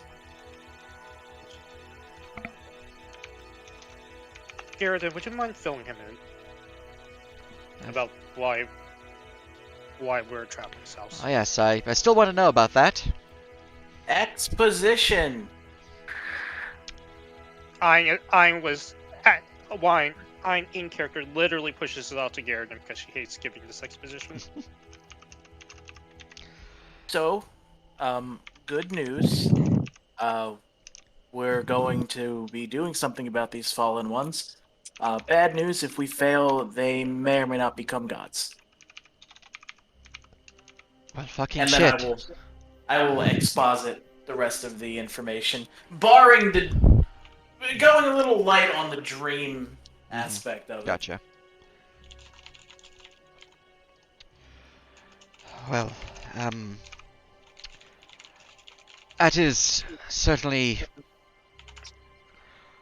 Well, you guys are certainly in a mess. I can see why you're traveling south. If you need a hand, I wouldn't mind providing you guys some aid. I don't really have much to go northwards, at least not for a while. They tend to watch the borders more heavily after delivering gift, as they call it. Either way, you should stick with us. Going it on your own is not going to be healthy. We also probably need you for appearances on the way back. Oh, Did you unlock his? Did you unbind him? Yes. Okay, because I gave you the chain, but I didn't say I was giving you the key, but she would have. But I just now realized, and I was like, I have no idea if they did that. Well, even if she didn't have the key, Ein also has Thieves' Tools proficiency. See, 156 would have just given you the key. Yeah. She don't know. Yeah. But yeah, she'll say for appearances, we probably need him on the way back. Yeah, makes sense. Right. Quickly looking up something because you guys might be close enough. Not okay. You're really close. You're at the edge now. That gave you guys a lot of experience. So. Gary, you taunt us like that. Yeah. All right. Anyways, as the conversation is going on, you are traveling deeper and deeper into the city. You are indeed stopped. There's no preventing being stopped by the creatures within the city, as the settlement itself is about the same size of Tranmere, actually. It's a couple hundred buildings, a few outlying farmsteads, a temple which seems to have most certainly been ransacked and not fully ruined. It seems to be some form of base operations, but it's certainly been desecrated as any form of symbology to let's see, was it Gorham is this town? No, these guys are the they follow that god, I believe. You are... Man, I can't remember your name. You are the person who does the thing. Hawk? No, it's a neutral deity. Where was it? What kind of deity are they? What are they of? Caden, there you go. Caden Kalian. Caden Kalian's good. Well, I'm just a jerk. Yeah, Caden Kalian, though. Yeah, the god of adventurers is the one who is the bordering one, so. Yeah. Anyways, a temple to Caden Kalian, some form of very large tavern. But obviously ransacked and pushed down and, desecrated. You can see that it has been defaced with symbols of this clan's heraldry, so that twisting horn symbol that you had the passage of. You are stopped by another overseer who, assumably upon giving the parchment, the canvas symbol that was gifted to you, allows your passage through the settlement. He does not take it. He just allows you passage. Yeah, well, I just put it hanging on the front of the, Oh, well, if it's hanging there, then you aren't even stopped. You guys are allowed through with no problem. It's hanging on the front of the caravan, so it's visible. Excellent. Your mules are somewhat skittish upon the close proximity to some of the fallen, but they do not bolt with the presence of Flint there, keeping them calm. So you guys are able to get past and through the settlement, no problem, due to the badge that you were gifted. Huzzah! And from there, back to the world map. Let's see here. Plus the time it took you guys to do that, which is there, and then there. Okay. Excellent. All right. You have a few hours left of daytime before night falls. You're now out on the other edge of the city, and you're pushing forward. Let's see here. Assuming he's still medium pace? Yeah. Yeah. All right. Excellent. All right, 3 hours, or sorry, it's actually 4 hours till nightfall. So that means 32. 4 hours pass before night begins to fall. Do you wish to force march or set up camp? Also, I need to roll to see if there's an encounter. We probably shouldn't force march here at night. The sub camp. Also, Yeah, give us that experience.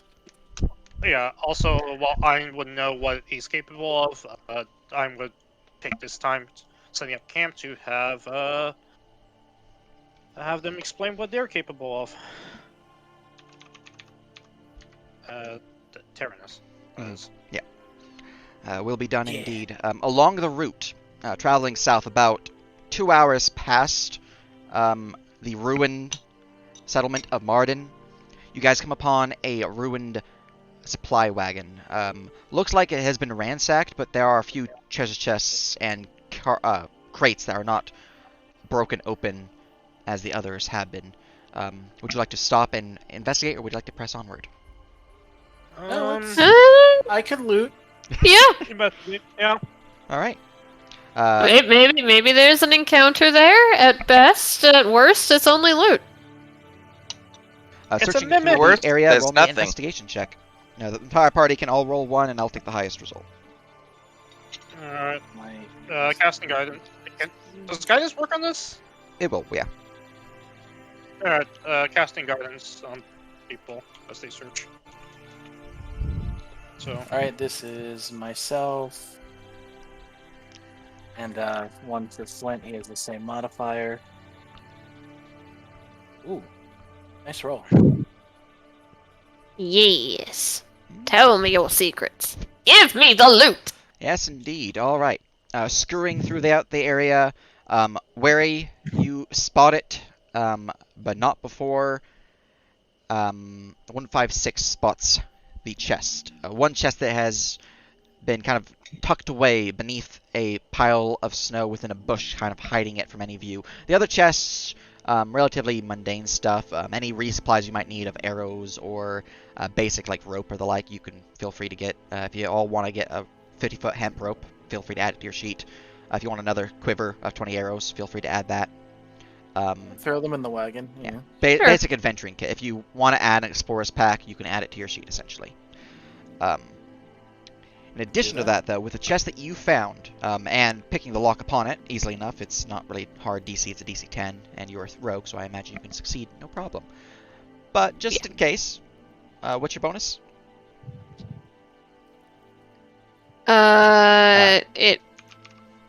It's what to pick the locks? It's a dexterity plus proficiency.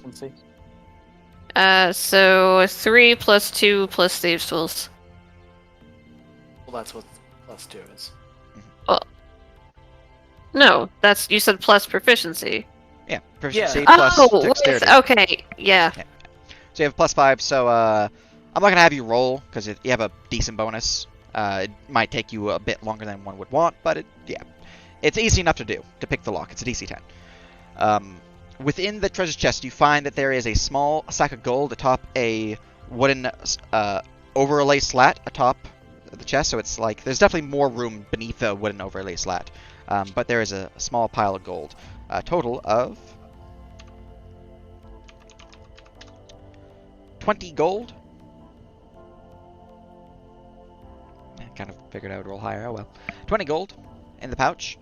And beneath the slat, you find that there is a small container of potions. Specifically, if someone could roll me 3d4. 1d4 separately. 3 times, specifically. Jesus Christ. Ow. 2, 1, 1. Those are... Alright, let's see here. First grouping of 2 would be 2 potions of healing. Or sorry, ones are the potions of healing. So you have 4 potions of healing, and then a 2 is, what was a 2 again on the d4? That would be a... not bad. Alright. A potion of fire breath. So 4 potions of healing and a single potion of fire breath. And I'll add that to your item lab. Okay. GP for a potion of healing X4, and then potion of fire breath X1. Boop! Alright. Also, I probably should put the Explorer's Kits in that list. Explorer's Kit X5. There you go. Beyond that, though, there are signs that this wagon was attacked by the Fallen, but they're long since gone. So you don't really have any worries of an encounter here. It's free enough to pass onwards and then set up your camp for it up ahead. So yeah, no problem there.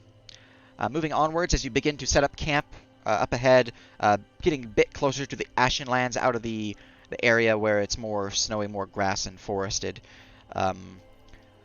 Terenaf will explain that he is a skilled tracker and a huntsman. Specifically, he is specialized in hunting monsters and skilled in dealing with these creatures that he was gifted to. He has favorite enemy an outsider. He is natural explorer forest, so he has favorite terrain in forest. And his ranger conclave is that of the monster slayer. Specifically, that gives him certain additional magical spells, as well as what is effectively an action ability that you can activate to learn about a creature's weaknesses, vulnerabilities, resistances, so on, and things like that. So, you know. Other than that, he is a switch hitter. He is good with melee, with his dual-wielding Falcata Spatha, or with ranged weapons, with his Elven Bow. Okay. He is a level 3 ranger. Nice. And then, as a tongue-in-cheek, I'll just straight up tell him, in short, you're not likely to fall asleep to a shambling horde of zombies, yes? Oh, I thought you were saying that to me. She wouldn't have responded. No, I'm not likely to do that. Why, did Great. you? I'll put a hand on his shoulder, give a smile, and then tell him that he's replacing Barry on watch. Because I don't want to repeat last night. Fair enough. All right. Where are you joining him in watch, or you're just resting? Yeah, I'll join him and watch. Why Alright. not? All right. So, just gonna roll a d4 first. All right, and then let's see if there's an encounter in the night. Hold on. Yes. I need 156 to figure out where she's sleeping. Cause we're not risking this shit 2 nights in a row. All right. Well, while you're in camp, you're free to do any camp RP while I roll this up.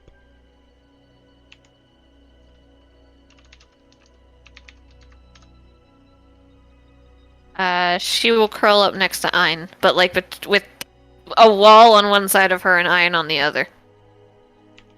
It's fine. I'm gonna wrap the foxtail around them. Alright.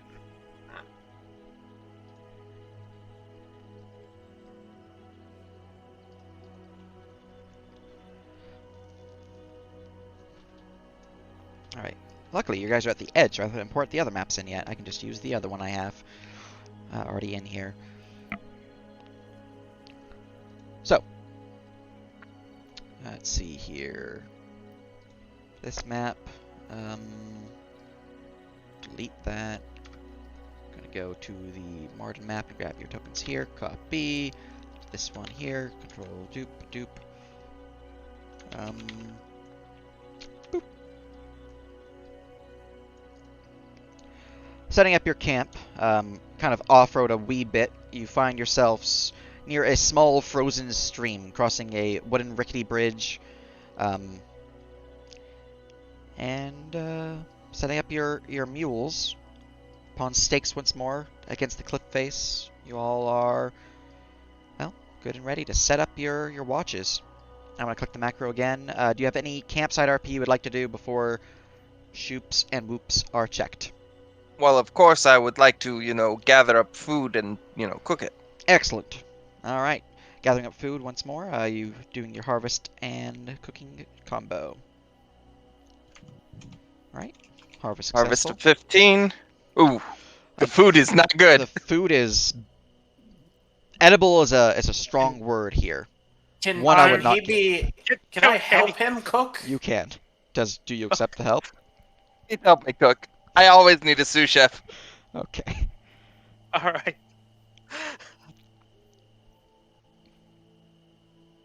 Otherwise, Ian's suggesting we have snake for dinner instead. As he begins Alright. throwing ingredients, and I'm going to helpfully You- motion to him.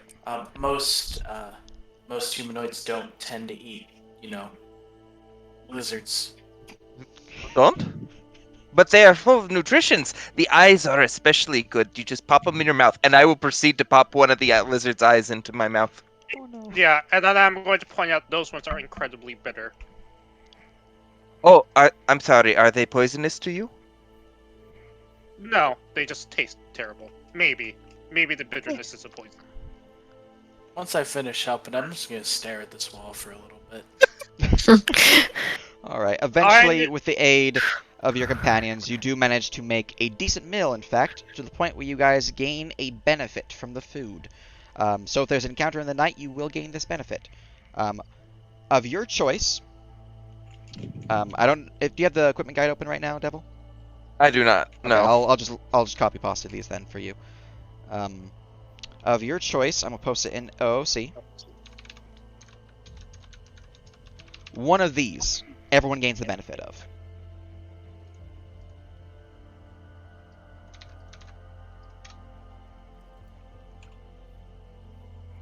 Also, keep in mind that your hit dice is currently 2, because I double your hit dice at first level. I remember these. You also notice I might have removed a few of them. Or Yes. just a few of them. For obvious reasons. Thank God. We need to do that next phase.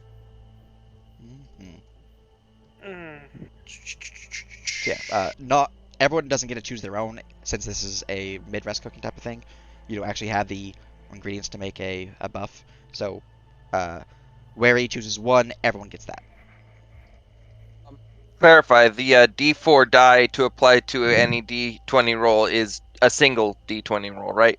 Not all of the Yes. D20 rolls you make. Okay.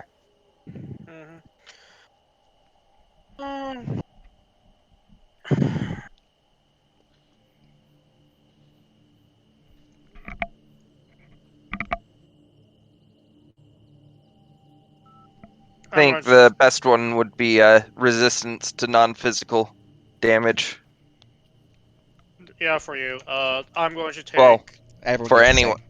Yeah. Actually, yeah, because they're going to do fire damage. Yeah, I'll take What's that too. gonna do fire damage? If we fight the fallen ones, which I mean, I could kick a little ass. Well, It's aren't we either that- coming up on end time? We are. It's either that or the bonus damage. So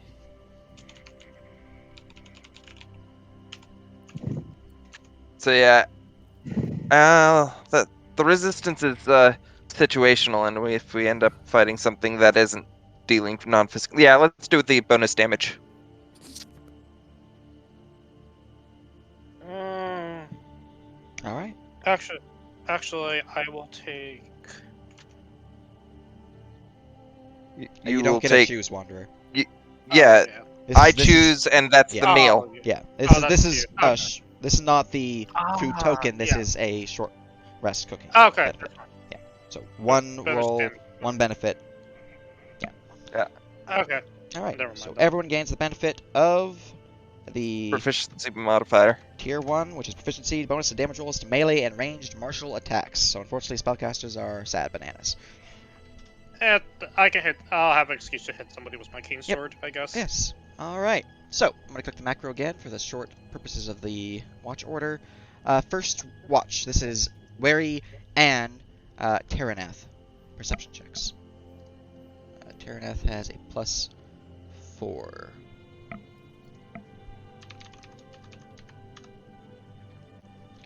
All right. Luckily, you did not fall asleep because you didn't roll a 1, but you're certainly not very perceptive within your watch, Wary.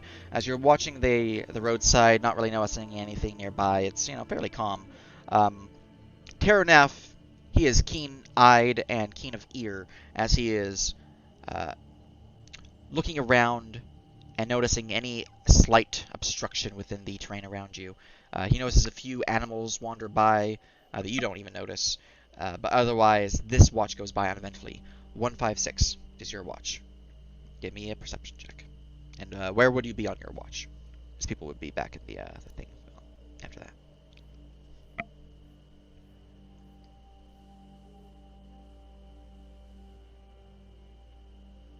Remy? Oh, I was actually gonna take watch with Eri. Or with Ein, sorry. Okay. So you want Flint on let's second swap- then? Yeah. Yes. Okay. Then Because Flint. I'm gonna wake Ein up if I. Gotcha. All right. Flint then, and I'll adjust the macro so it says that.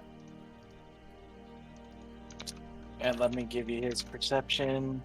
7. All He right. falls asleep. He doesn't fall asleep Although because he's it wasn't an a natural 1. He's an elf, so he actually can do. Second watch might not be bad for him because he can then just trance afterwards. Yep. Yeah. All right. Let's see here. This one there isn't an encounter, so I have to roll to see if you were surprised once more. Let's see here. I rolled Yeah. We can do this. not we can not fucking do 2d6. this. I meant to do 1d5 plus 1. There we go. Okay. Yeah. Oh, thank God. That would have been bad. It was 2 to 6, which is why I did 2d6. But it's their organization's 2 to 6, and then their secondary organization is what? Is a pair. Okay, so it's just guaranteed to a pair. Okay. All right. So you're looking at 2 and 2, which means let's see what their passive shoop spoops are. That'd be that, and that would be that. All right. Gonna set this up real quick.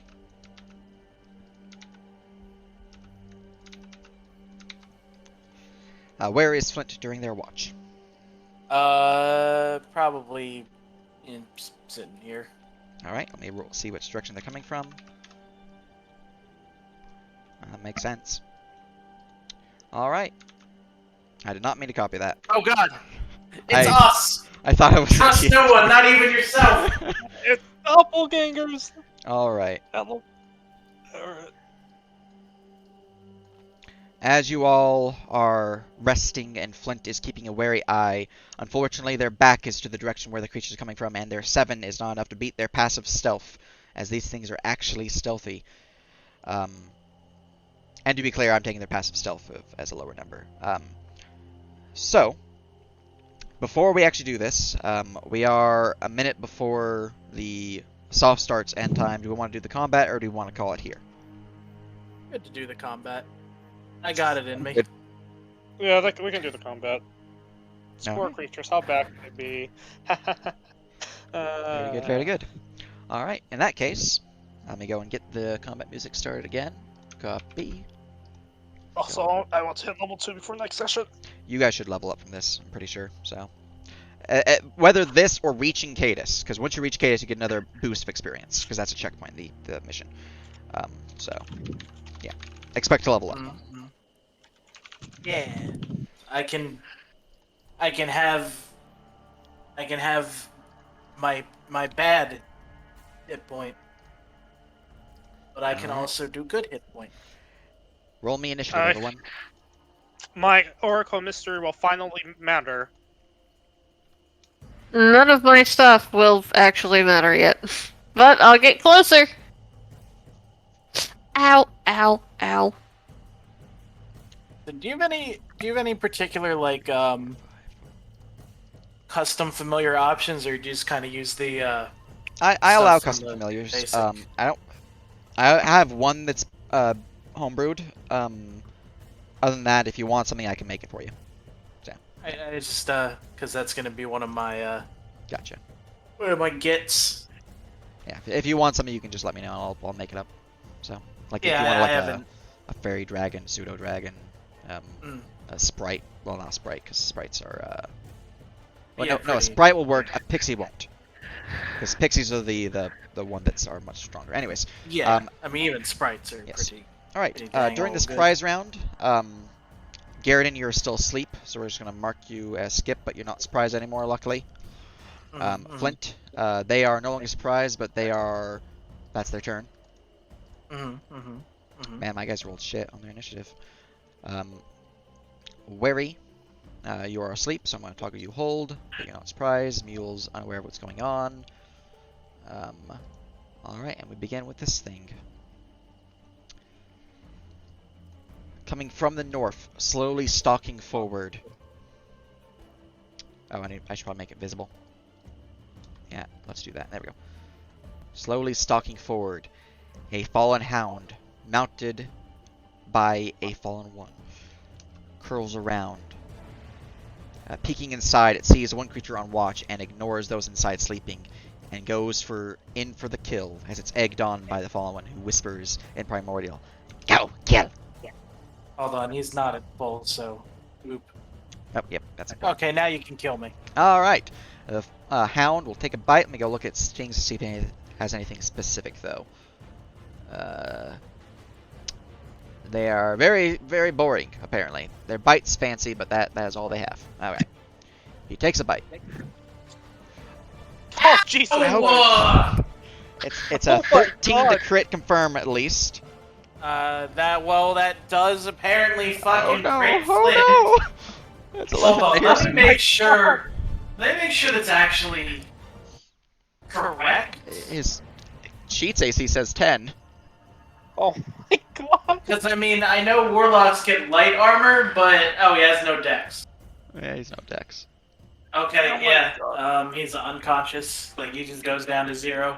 Give him a Constitution saving throw. I mean, You guys all get a Yeah. perception check. To be clear, it's -5 or a disadvantage, but you do get a perception check. All right. He does not save, so he's bleeding. he is now bleeding. So he'll take a death fail at the start of his turn until he's healed. Oh dear God, please save him so I don't kill someone who's not here. If it gets bad, I'll do some things for it, but if you know, we'll see. 5, 9. I think he'll be fine. I think he'll be fine. Wait, how's that 19? Huh? How's that 19 damage? That's. Because Maybe. it's 11 damage. No, he did 5 and then he's not unconscious. Okay, he did Yeah, 5 plus 6. I so- saw the 13 and I Oh, thought that was okay. the critical. I see. No, that's damage. his confirmation roll. Okay. I was Okay. about to say, That's like, wait, much what? better, but he is bleeding for a DOT 04. I'll give him that. Oh God. Yeah, so we need to heal him. Okay, that's much better than it could have been. Oh dear God, that opening. That is the hound's turn. Let me go look at your perception checks real quick. Let's see here. We have a 7 and an 8. And a 17 for Garrett. Garrett, you do hear this. You can wake up, so on your turn you can act. All right. And Hey, Garrett, did you roll with disadvantage? No, Oh, you don't. You don't roll with disadvantage. you I did think because you were just- unconscious. Oh well, I didn't. Okay, give me that I real didn't quick. roll. It's a low DC, but no one hit it yet, so. Okay, Yeah, you're well- awake. You're awake. You're good. Below DC as someone It's a hits DC with. 10. It's just everyone's rolling below 10. Shouldn't this guy roll too? Oh yeah, I need to roll for him. Let's see here. Campaign, mob, skill check, perception. Also initiative, I guess. Well, yeah. Okay. Alright, elf. Yep. Elf boy. He's in initiative too, so we're good. He was asleep, but I have now toggled him off hold, and I toggled you off hold, and I toggled you off hold. Toggled you off hold. There we go. All right. There we go. There we go. That is the Hound's turn. 156 prize round goes off. You are still unconscious, but you'll probably be waking up soon. Ein, you're unconscious. Prize round is no longer active, or surprise condition is no longer active. Fallen Hound number 2. This one will rush around this way, and we'll give a good old flanking. Actually, do these things flank? They might not be smart enough for that. Yep, they have the trait that lets them flank. Okay. Creature will run around for flanking, and we'll give the good old bite. That's at 25 to hit for 7. Yeah, Well, he's down. Yeah, he is down. Don't worry about the bleed, because you're already at max bleed stack. Alright. As Flint drops, the fallen ones now act. I don't believe I gave him Ruthless. I did not, so they will not attack Flint. That is good. The bleed is going to take a death saving throw, and if he rolls a nat 1 death saving throw, he's dead. I mean, he goes right after me. I'll pick him up. Alright, so fallen one number 1 will dismount, taking half its movement. He will then move to here, and he will strike out at the unconscious Rhine. I just noticed. Is the downed the Punisher symbol? Yeah, sort of. If not exactly, then it is very, very close. It has more pronounced cheekbones. So I have advantage, and this is a critical hit. Threaten if I do hit. Alright, Okay. let's see here. And to be clear, if I do critically hit without the threaten being applied automatically, then it is a just auto crit. So if I roll 20, it's a 20. Let me see here. Fallen one, what are you using? Your hand axe, your scimitar, your spear? Someone roll me a D3 and then a D2. Or, sorry, a D5. Yeah, that's what it was. A D3 and a D5? A D5 and then a D3. So, yeah. Alright, so he is wielding a torch and a torch. He is dual wielding torches. Well, I mean, He's gonna set the wagon on fire! Torch. Do I have resistance to fire? No, it's like. Alright, here's his attack. Okay. First one's a miss. His bonus action goes off. Ow. Or sorry, with advantage. So that's first one's a 20 because he has advantage because you're unconscious. Okay. No. Alright, and then here's a confirmation roll. I'm just gonna roll d20 plus 3 twice. That's a d20 equals 3, so ignore that. Ow. Ignore that. Alright, so his confirmation is a 16. Does a 16 confirm? Yeah, that should go. Alright, so the damage is not 5 plus 2, it's in fact 7 plus 3. So 8 total damage, 3 of which is fire. Alright, so 8 total damage, 3 of which is fire. Let me double check. Do I have resistance against fire? No, I do not yet. Alright, and then here is his offhand attack with his bonus action. With advantage, that is a 7, misses horribly. You're certainly not unconscious anymore, though, as he slams into you. Curiosity, the rest of us wake up as someone inside the thing is attacked, or? The DC now is 5. I believe everyone's passive beats 5 because no one has a penalty, so everyone would wake up from that, yes. Okay. Well, if I'm being woken up by that, I'm actually going to actually shout. So yeah, the party is now awake. No one's unconscious, so no one has to suffer an auto crit threaten. Did I? I did. Okay, yeah, we're good. Alright, in which case we move on to number 2. Number 2 here will dismount with half movement, and then he will shucky ducky to here, and he will swing up D5 and D3 for him to see what he is using.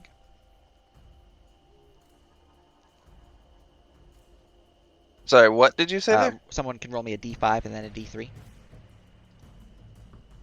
Alright, he is using a scimitar, and is that another torch? The 3.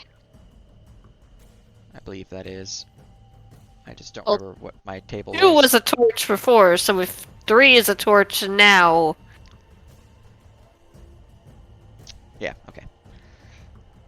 Don't know, I'm not looking at his own sheet to figure out where it is. So let's see here. Shield, torch, Okay, that's what it was. He has nothing in his offhand. He doesn't have a torch, nor does he have a shield. So it's shield, torch, offhand, empty. Alright, so he is just using a scimitar, and he is going to swing at you with his scimitar. Blah! Which you is you? You is... these guys are... what armor are you wearing, Garrison? I am wearing basically like I have studded leather that I can wear when not using my mage armor. But I assume between me actually looking like he's wearing clothes and this guy looks like he's naked. With his trait, he would focus on wary instead of you, because you look like you're armored while he does not look like he's armored. So this is towards wary with a 17 to hit for 5 slashing. 17 will hit. Very good. You are technically prone, but I'm just going to see if I crit fish. We're good. Okay. And that is his turn. Mule, hearing the combat, will see a creature right next to it and will try to book. Does not book, and it's not getting anywhere. So that one is now essentially toggle hold. Garrison, you have now gained initiative.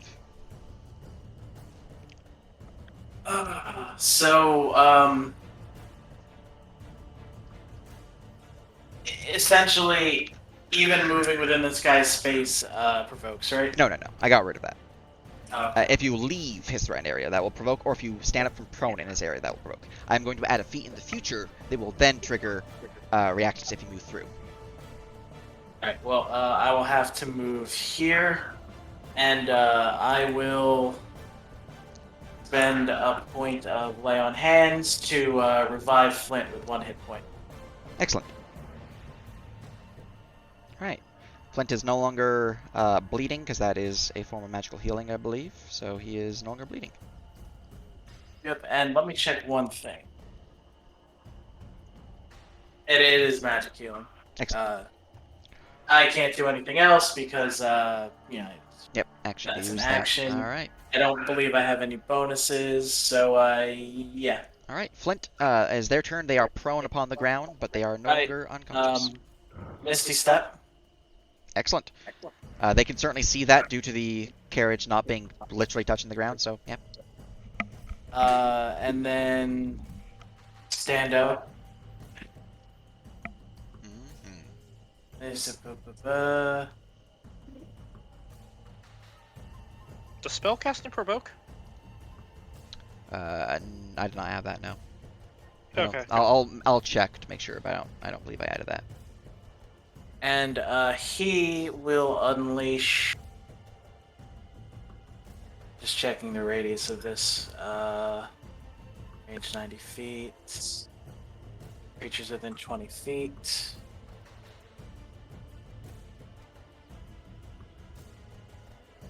Yeah, I was saying spellcasting does not provoke now. Okay.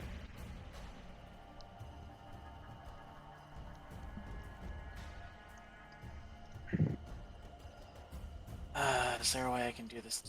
It's 2 of them, but also not Ein.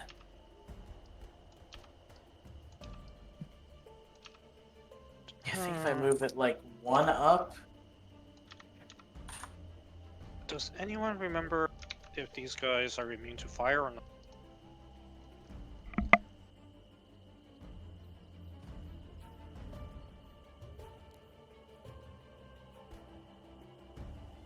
There we go. Perfect.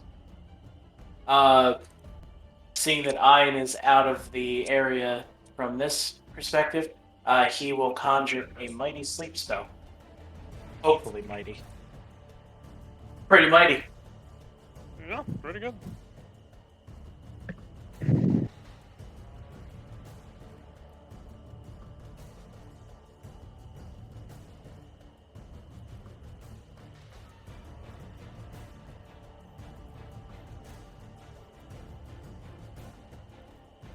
Did we, Sage? Hello? Yeah, my headset was muted. Both creatures fall asleep due to the spell's effect. Their HP combined is 27, so it's close. Huzzah! Nice. All right, that will be it for him. All right. Wary. Go ahead and smack this guy who's been, hitting me. Just not even gonna rage doing it. Or I might not smack him. All right, with a 13 upon the one in front of you. Are you still prone, or did you stand up? I would stand up first. Okay. Standing up will provoke from him. He will swing at you with his scimitar, Okay. which will miss horribly. In response to him swinging at you, you'll show him how to actually swing, as that will hit him and cleave off his head. Lovely. All right, very good. Anything else? I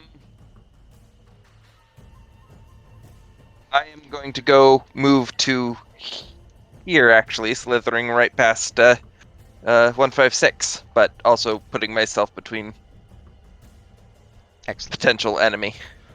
Very good, very good. Mule number 1 will try to book. This one will also horribly fail and will be effectively removed from combat. Terranath. Seeing the creatures, he will ready his... That guy's unconscious, that guy's unconscious. He is just going to crawl out. 15 feet, 25 feet of movement. Pulling out his bow, and he will release an arrow upon the hound. Pew!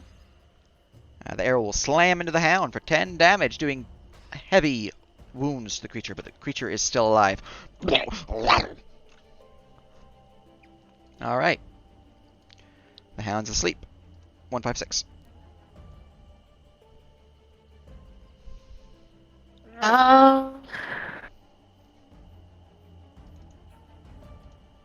will crawl out and can we just coup de grace? Is that not a thing? Coup de grace do not exist, but you do get an auto crit or auto crit threaten if you're within 5 feet and using an attack. As long as we don't, nudge them, we can deal with them later. If you do kill the last one, I'm just gonna waive the rest of the fight since these guys are both unconscious, and you guys can just alpha strike them. But yeah.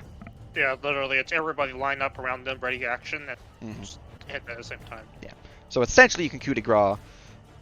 But yeah. Sleep is the best worst spell. Sleep is the best low level spell. Right, moving forward to flanking, you have a +2 to hit.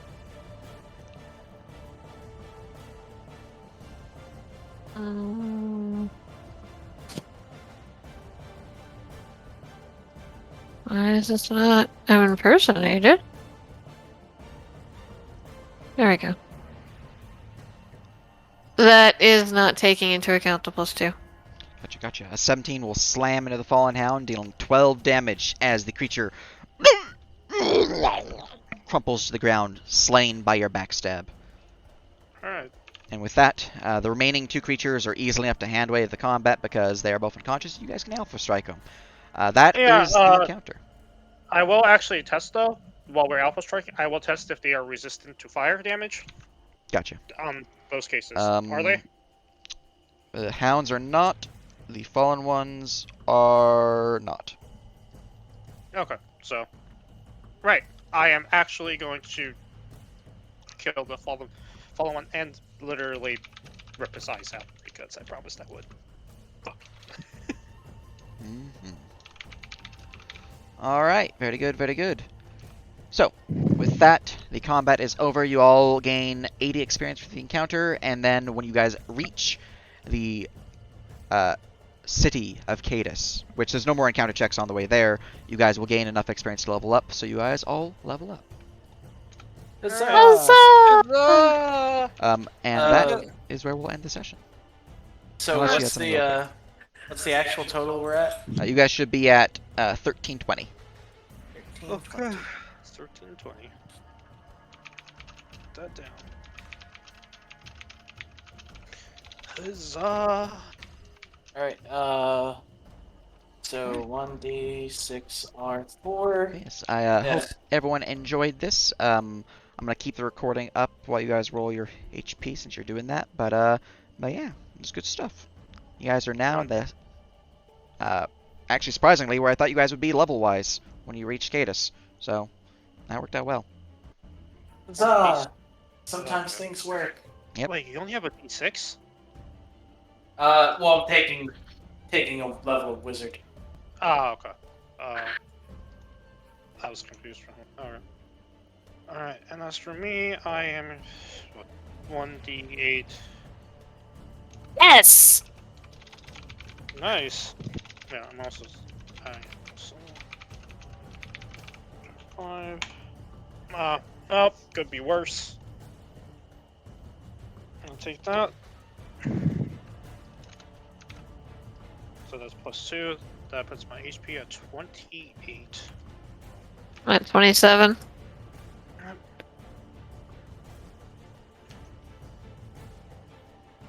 Alright, 28. Oracle level 2. Alright. Well, Alright. hope stream enjoyed it. I'm gonna close out the recording here. Goodbye. Bye.